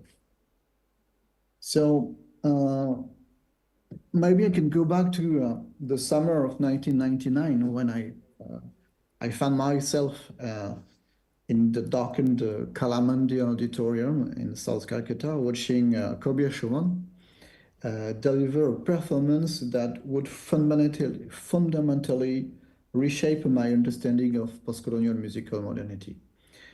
Between songs, he gave especially a lengthy introduction to a composition about resistance to tyranny, explicitly referencing the Hindu nationalist BJP's impending electoral victory at that time. And this moment crystallized a central problematic that has animated my research since. How does, and I will sum it like this, how does popular music in post-colonial context negotiate the contradictory imperatives of cultural critique and commercial survival? How do vernacular musical practices simultaneously draw from and resist global musical form, creating what Paul Gilroy might recognize as a counterculture of modernity, specific to the post-colonial condition?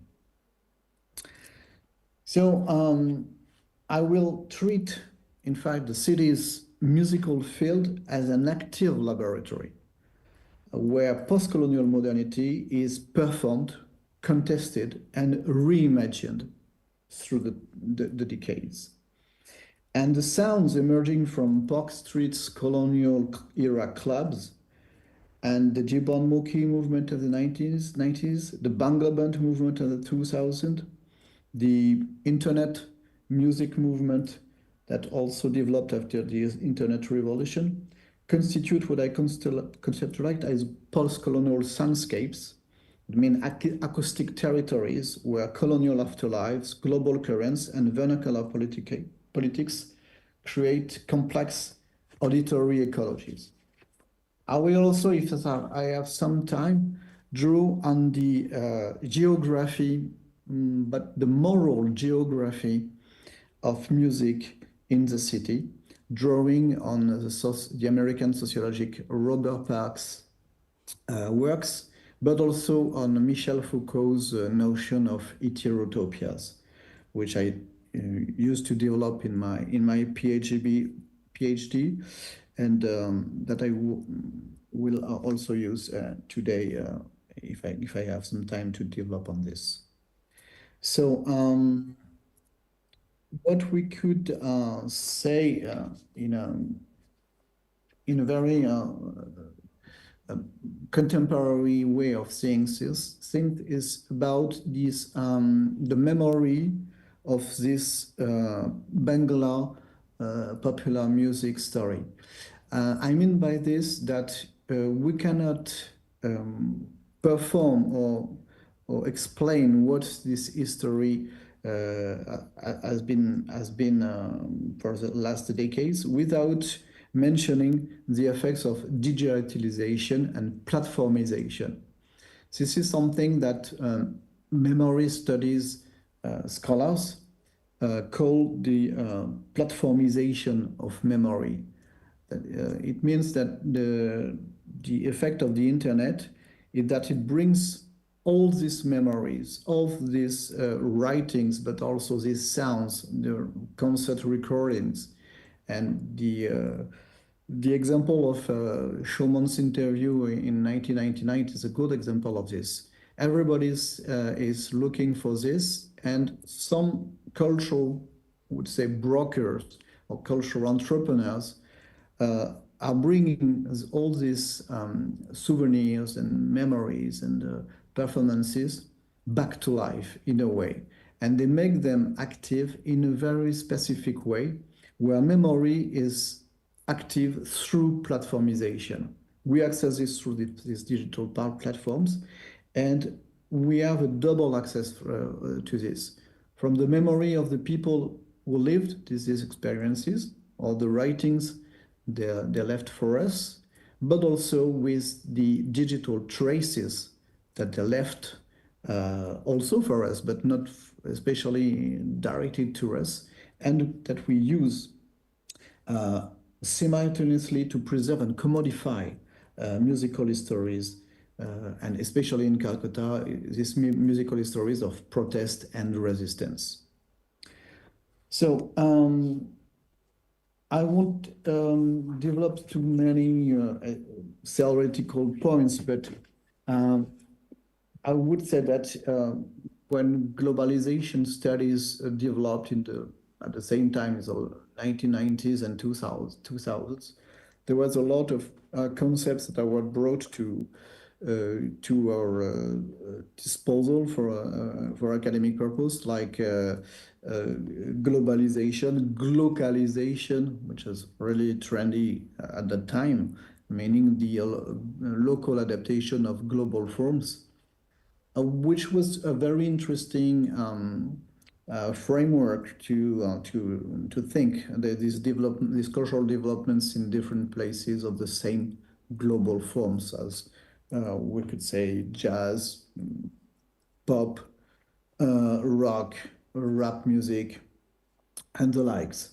That was very interesting, but it lacks some focus on power distribution and the tension I evoked between resistance, politics, and protest and commodification, which doesn't develop the same way in all these places. So this catchword, localization, was more a starting point for thinking all these developments.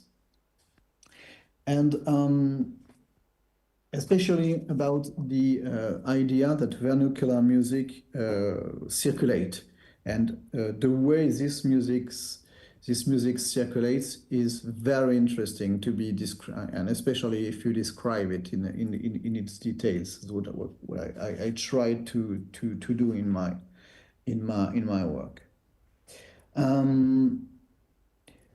What I would say about the acoustic geography of contemporary Calcutta is that it cannot be understood apart from what we could term colonial infrastructural residue, meaning the physical and social structure established by British imperialism, but also later on by American cultural imperialism, that continue to shape musical possibility.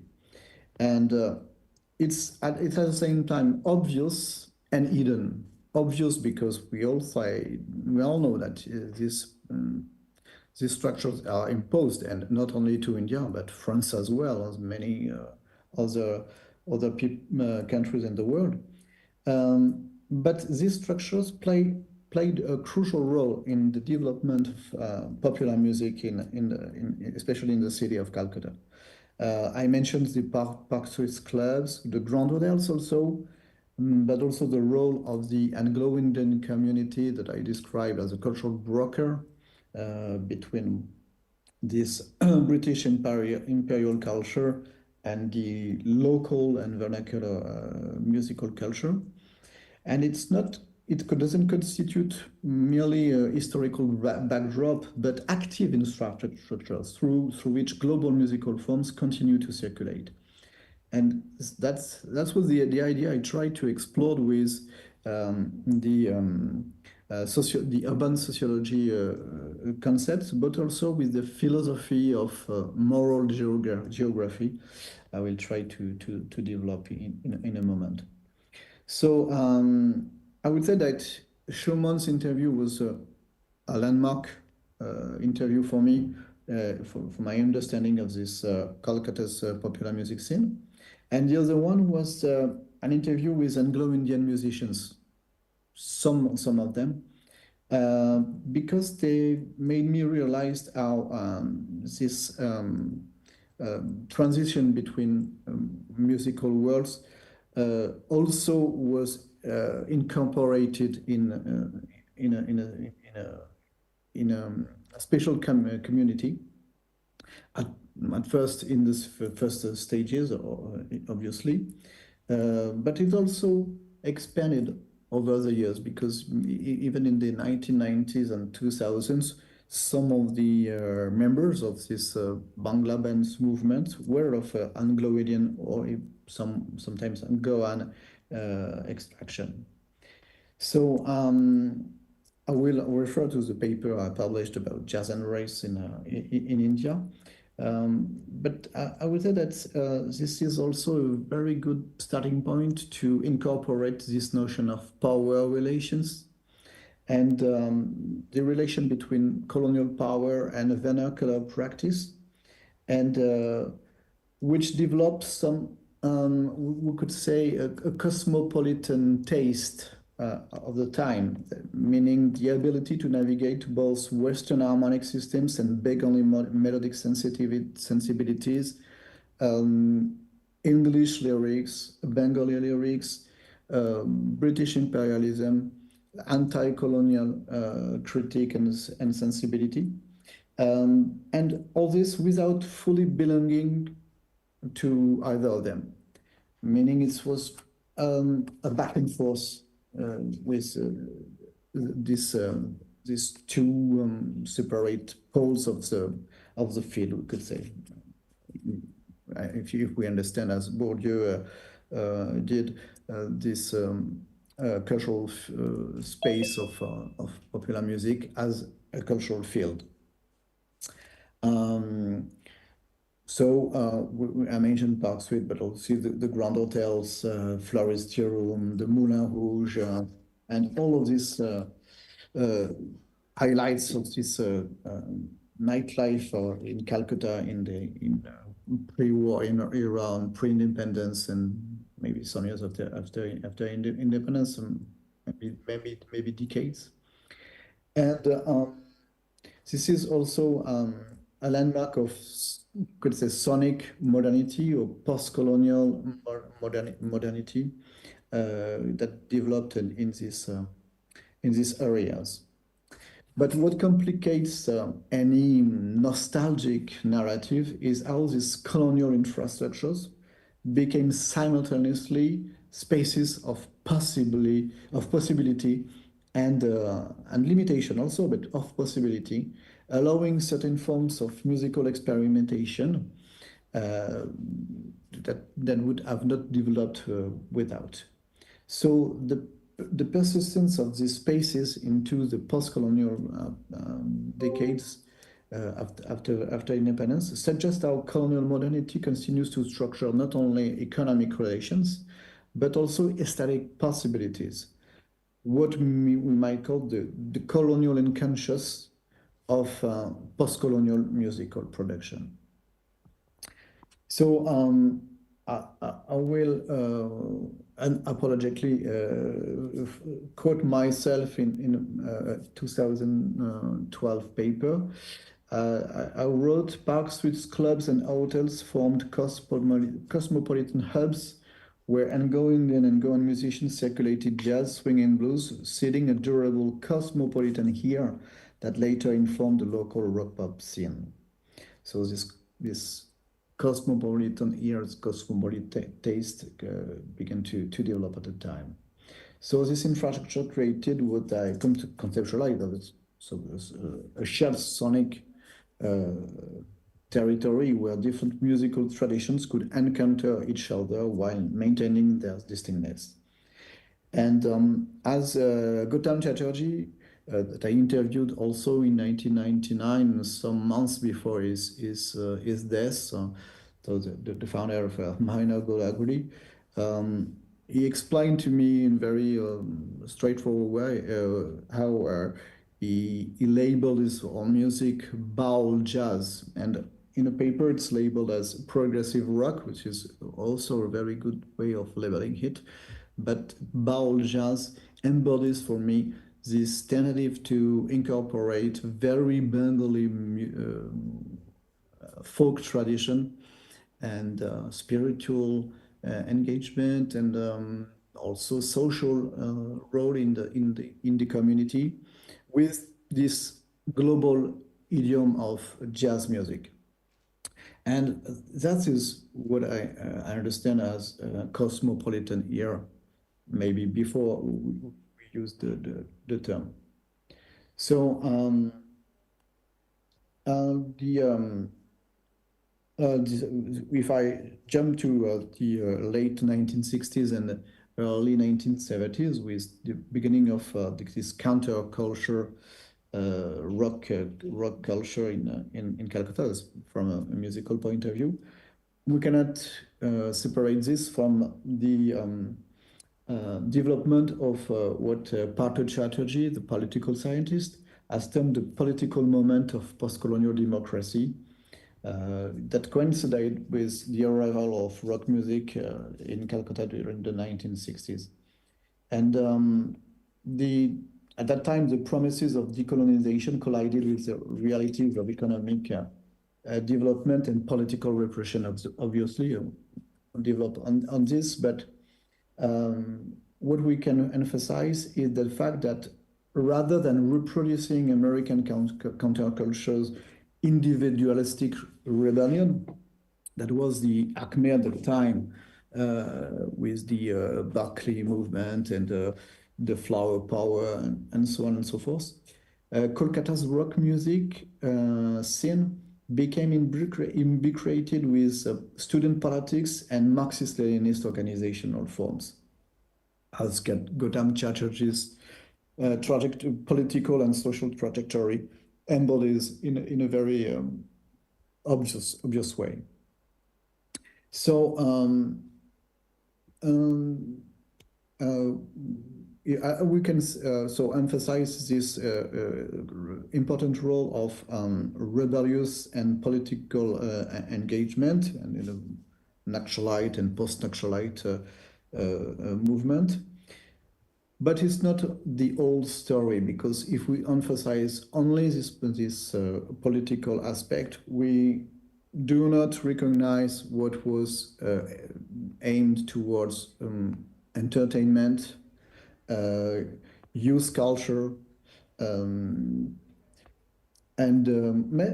if we speak in global terms, but also if we speak of more Bengali and cultural form and traditions, the figure of the Ada, the informal conversational gatherings, that is central to the Bengali intellectual culture. And this Ada, which Dipesh Chakraborty, whom I met was I was a student at the University of Chicago. He was at the South Asian department at that time. He labeled it the dwelling for modernity. He published a paper about this, and the culture of the Ada is also the culture of the incorporation of American rock music through the lens of local political concerns in gatherings where we discuss about anything, but also American rock records and or British rock records. And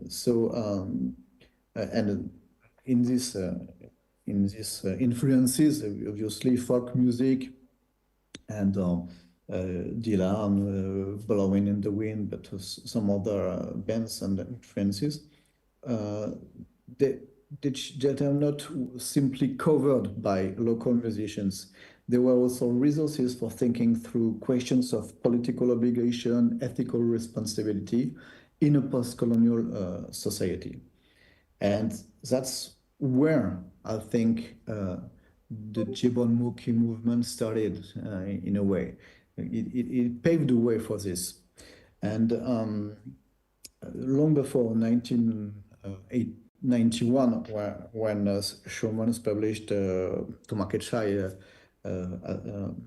as his first record after many attempts, But I think it's a 2 decade, I think 2 decade long process between the 1971 Bangladesh Liberation War has served as a crucial catalyst that created conditions of possibility for musical practice explicitly aligned with anti-imperialist politics in a post-independence context. And the massive refugee population that flowed into Kolkata brought new musical influences also, folk songs, political theater tradition, revolutionary poetry, and etc., etc., that will reshape the city's musical ecology. So rock concerts became also source of solidarities and that transcended national boundaries while remaining grounded in specifically South Asian political imaginaries. So that was at that time, that's the Naxalite years, when I said that rock intersected with student culture and Marxist critique. So, which is quite a very specific blend that has a more political color than in the US or in Great Britain or in other places. Maybe it's comparable to South America or other places, but this has a long story, and it's very interesting to study the specifics of these places. So I will advance a little bit with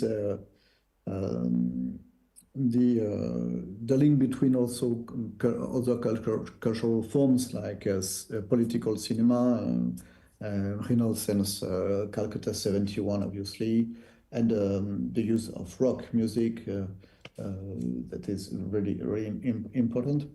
But also, we may recall also that in this specific moment, musicians were also under political and social surveillance, as Shomona explained to me that there was this police initiative that directed towards young people. Young people below 30 was not supposed to leave their homes at that time, and this context of political repression and surveillance created conditions where rock music became not simply entertainment, even if it's also entertainment, but a form of cultural resistance, the one that operated through coded language and indirect address.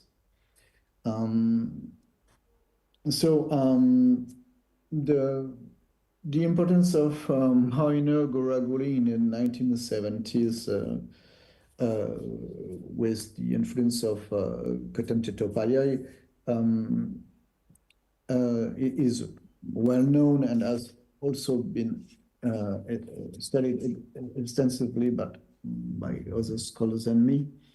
But what is interesting is that this Bengali rock birth, that we could say, with a specific Bengali rock band, rooted at the same time in its time with this progressive rock influence, but also obviously rooted in, I said, baul and jazz influence.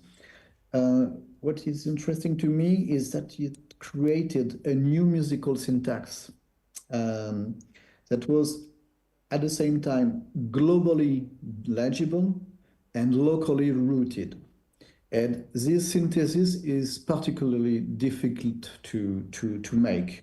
It's not merely aesthetic, but it's explicitly political, addressing the cultural alienation that Chatterjee and the other members associated with westernized urban Bengali society, drawing upon a more profound critique of this westernized gentrified urban middle class.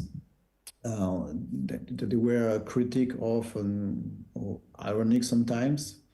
So I would say that with this synthesis, they created what we could call infrastructures of possibility for subsequent generations of Bengali musicians. And that explains why when they republished their first albums with Crosswinds musicians in the late 1990s, they were at that time obviously contemporary. They were really contemporary musicians for all these new generations, when it was almost 20 years ago, 20 years after, sorry. That's also the title of the first cassette, the republication, I guess. And the infrastructure of possibility they developed in the late 70s became real possibilities in the late 1990s, 2 decades after that. And they also developed other parts of the city's cultural geography, because they expand themselves out of Park Street, and some example, Rabindra Sarovar with open air concerts, but also private homes, small theaters, university. I saw Gautam Chatterjee and Crosswinds performed in Jadavpur University at that time. Very impressive concert. And so this band's approach to what we could say a vernacularization process operated with strategic authenticity. What I call this is a deliberate engagement with folk traditions that avoided two big problems. First one being romantic nostalgia, and the other one, the wholesale modernization. So they tried to pass between these two different problems, and maybe, I don't know if we can say that failures, or I don't know, but they navigate through this, and they really did it with a strategic authenticity, or a strategy of authenticity. It was something that was really important, to be authentic, and at the same time to be aware that authenticity is not obvious. It's not easy. It's not an easy way. So I already spoke about Jibon Mukhi, Kobe Shuman, and Nochiketa, and all this new generations of singers, not in the band tradition, but with their political content, the protest music, social commentary, the poetry of everyday life and everyday life survival, the experience of precarious employment, urban transportation, domestic relationships, domestic violence, political disappointment, as in Nochiketa's songs. So this is really important to understand, and this movement drew upon what happened before, obviously, with this first Bengali rock movement of the 1970s with Mohina Goaguri, but also Hai in the what I call the English theme. I developed a social description of these two scenes, and the Bengali and the English, and the way they also collided and developed simultaneous way. And this this idea that everyday urban life could be described in poetic way are obviously poetic elements in themselves, and not only in the beauty of nature, as in Rabindranath the tradition. It's a vernacular form of modernity that really resonated with this use of global musical idioms as rock and folk music, and also traditions of political songs from different countries, the USA, the UK, Germany, also France, also in a way. So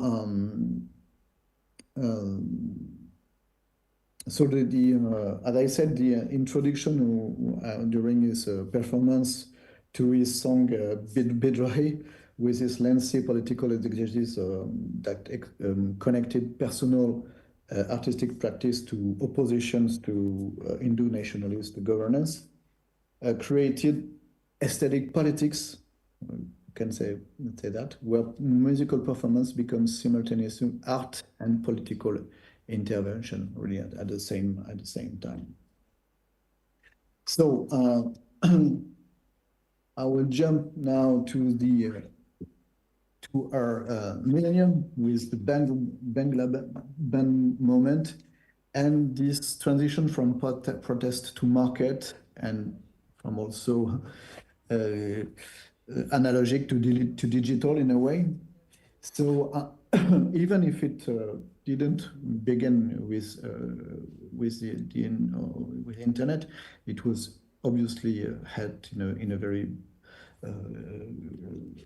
profound way. So what happened is, with economic liberalization and globalization, with 1991 political development in India that opened India to the global markets and shifted to its economic policies, and also its partly its political positioning.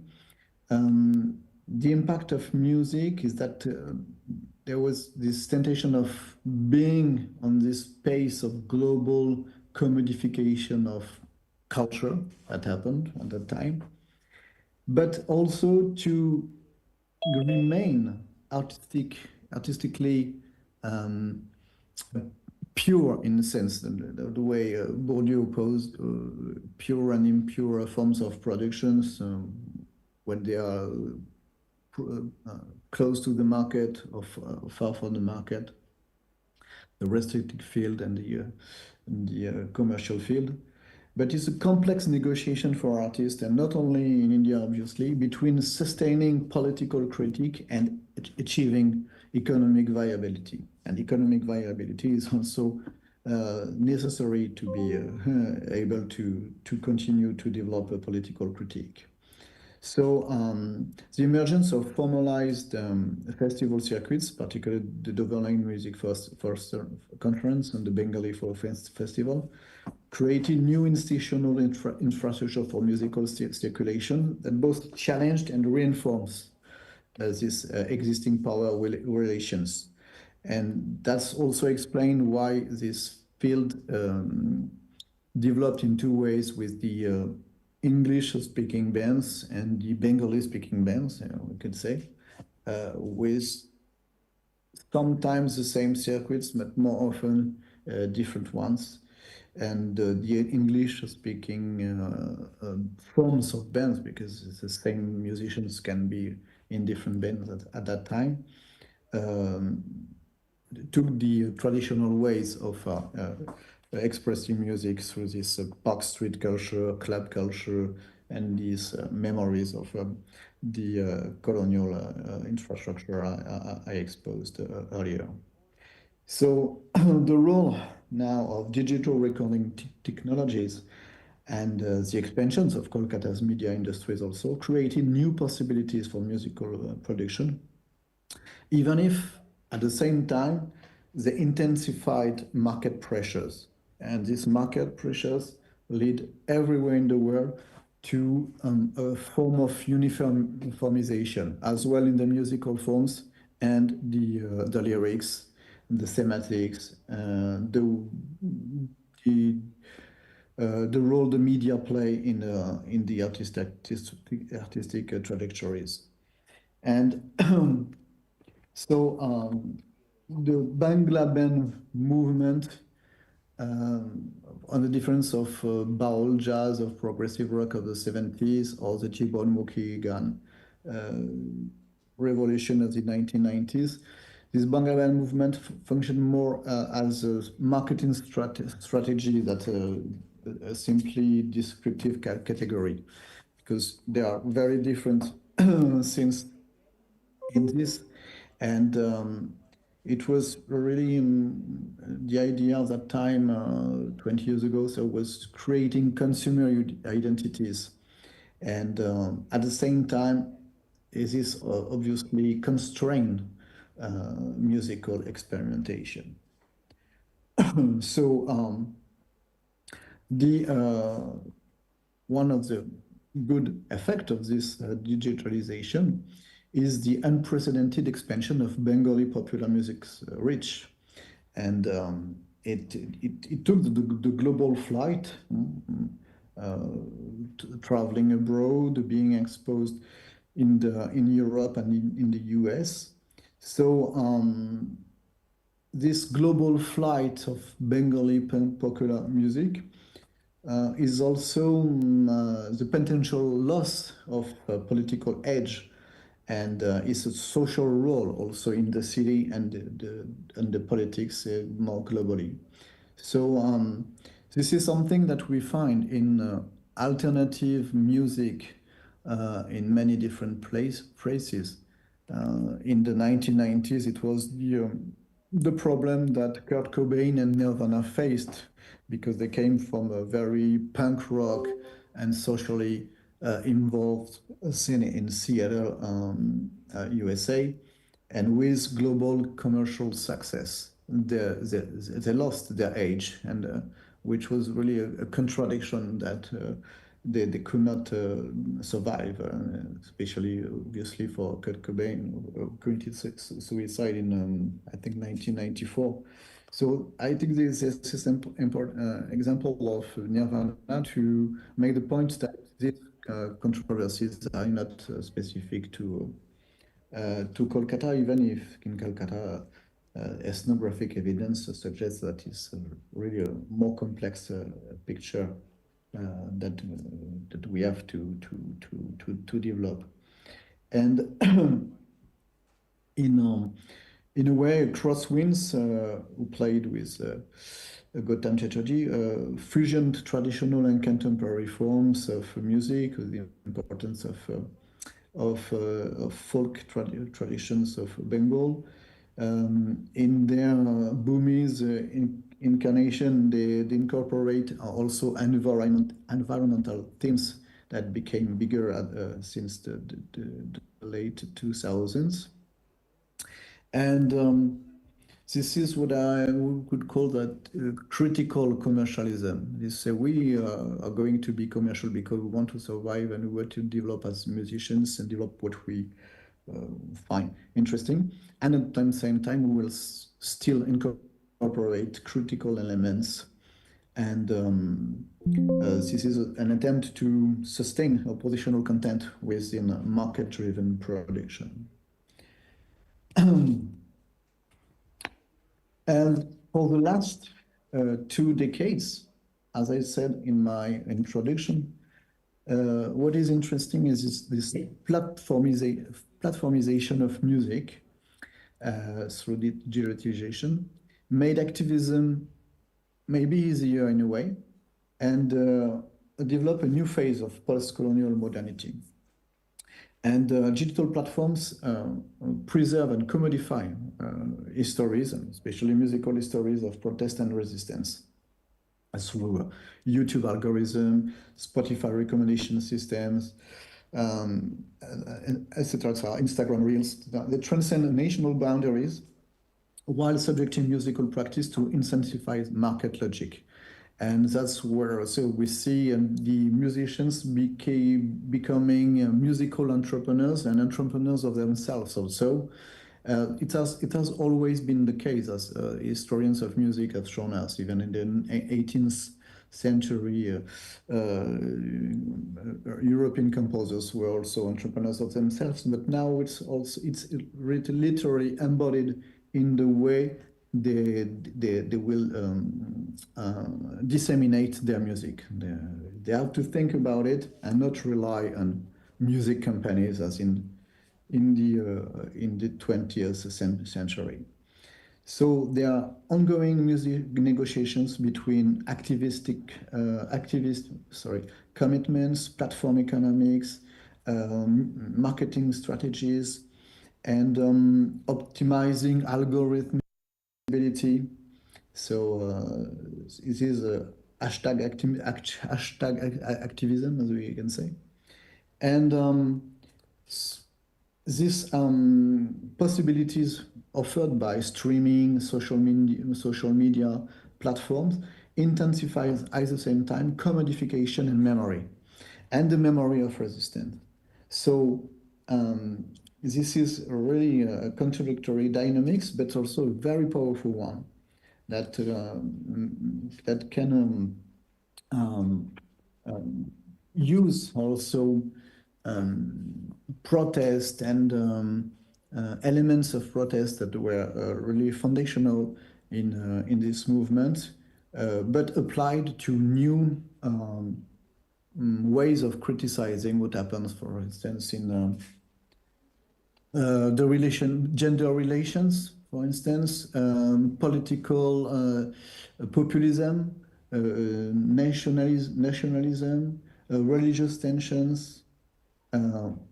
Some of these political and social subjects and topics that were not as developed in the 1970s, for instance, or were redeveloped to today. So these political songs and social commentary songs circulate today through these social media networks, and especially during moments of political mobilization. The speed of the internet and these social media, the use of playlists or algorithms, they create new forms of musical solidarity today that transcend regional and linguistic boundaries, but also reinforce local connections to local political and social contexts. So I will end with this, and maybe with just last reference to Paul Gilroy, a notion of double consciousness. That maybe we could go back to W.E.B. Du Bois' original formulations, which emphasizes the psychological experience of raised subjectivity. This concept of post-colonial double consciousness focuses on musical production as a social practice. How musicians create durable aesthetic practices that maintain simultaneous orientation towards global publics and local political commitments.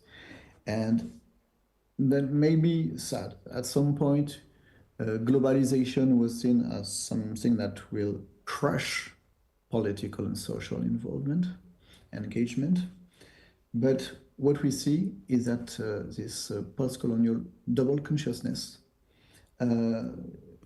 is still going on and deliberately operates through these mechanisms I've tried to develop today, through vernacular cosmopolitanism, strategic authenticity, and this platformized memory of protest and resistance.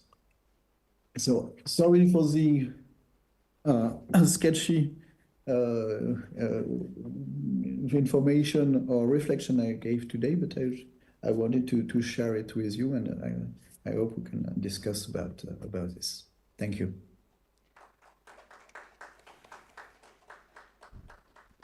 Thanks to Professor Stefan Dorin. Time is always our enemy. We love to talk about this, and we would have loved to hear more from him, but unfortunately, schedules are to be followed. And this was a very valuable and analytical and quite an extensive tracing, because Professor Doreen started from Mohinir Ghoraguli, and then he spoke about Park Street, and from Trinka's Usha Uthup, Louise Banks, all these faces, all these names came up, and then the Jivonmukhi idea that came into being, and from then to the modern times, it is a wonderful tracing, wonderful presentation. So I would request you, if you have any questions for Professor Doreen, please ask him. It's a rare opportunity that we have, so please.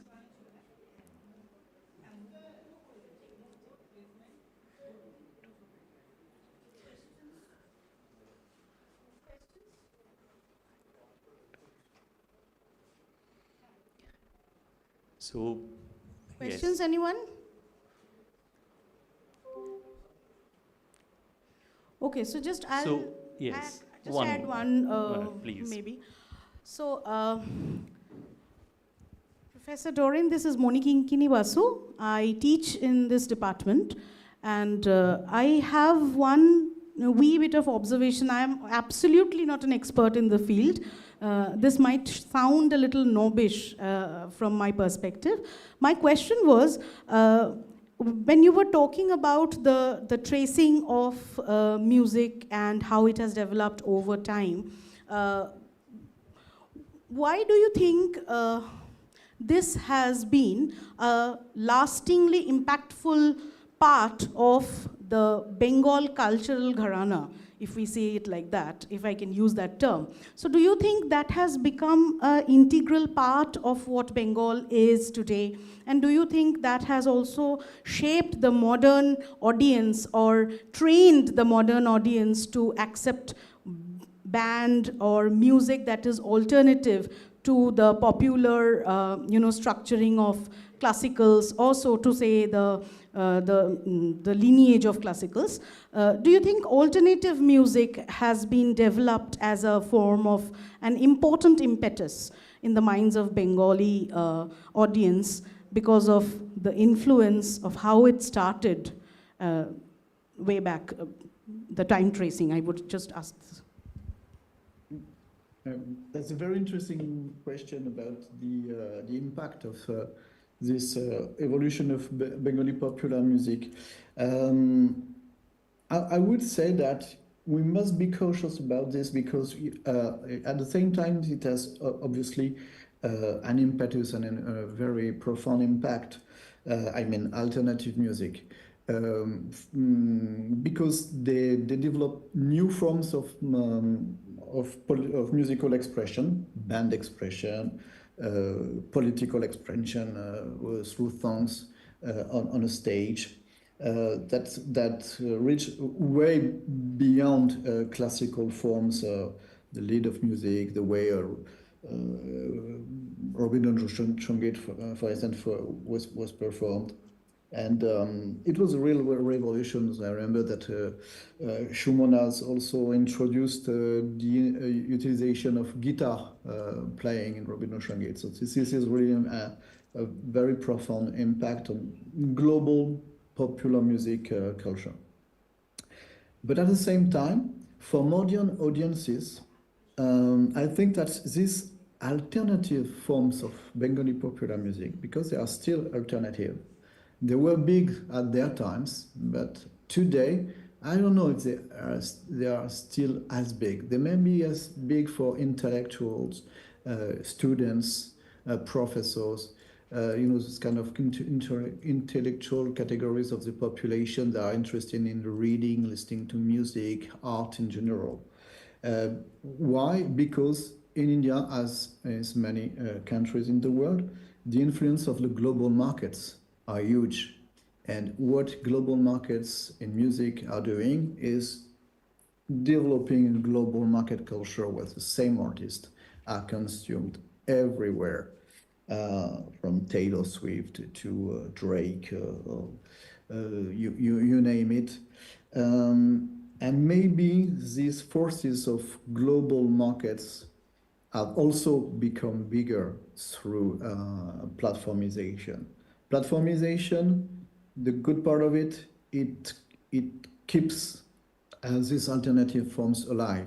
If there are people that are willing to produce them or listen to them, they can use platforms and social media to develop niche markets, we could say, in an economic comparison. So this question of how do they inform today's Bengali mindset, I would say, is very interesting. I think it's still profound on Bengali intellectual life, I would say. Is it as profound as it used to be in the global cultural landscape? I'm not sure about this. But that's what young scholars could study today to develop this and to see what are really popular and what are influential cultural producer or artists. Who are the most influential artists today in Bengali culture? That would be a really interesting question as we compare with Schumann's importance, for instance, in the 1990s. So thank you for your question. Thank you, Professor Dorin. The people who are here gathered, who are thinking of research, as Pinaki was just saying, this is a zone which has not really been worked upon in our part of the world, and it's a very significant zone from the rise of Jivonmukhi, from then how our music evolved in this part of Bengal. So with that, and thank you for bringing us to this point, bringing us to this idea. Thank you so much, Professor Dorin, and thank you everyone who are present here. So this session ends here. I hand it over to the organizers.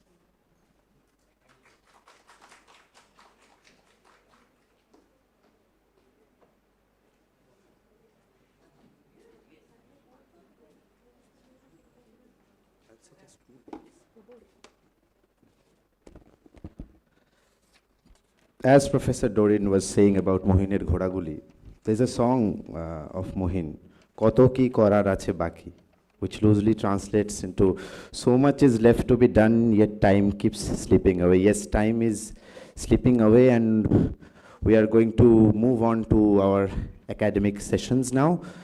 I'll hand it over to Richa ma'am. Yes, so before we break for lunch, quickly we'll have the first halves of the academic session 1.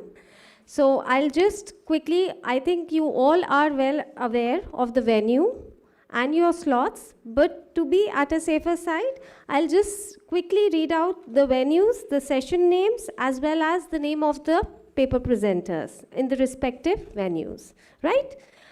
But before that, please note, once you finish with your session, come back here to the seminar hall because lunch would be served, we have like the working lunch here in front of the seminar hall itself, yes? Okay, so session A, which is, the venue is SNU boardroom at the ground floor. So name of the paper presenters are Adrija Das and Parnavi Datta. Next is Anirudh Mukherjee. Third is Tanya Jhilik Biswas. Fourth is Aritraja Mukherjee and Amrupali Biswas. Next is Koina Ghosh.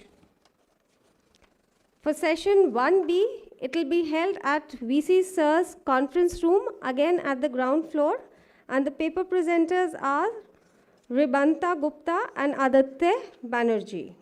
Next is Aditi Kamrai. Next is Chayan Bantupadhyay. And next is Budhan Murmu.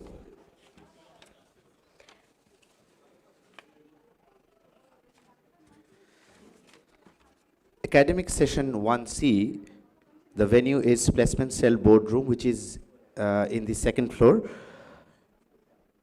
The name of the paper presenters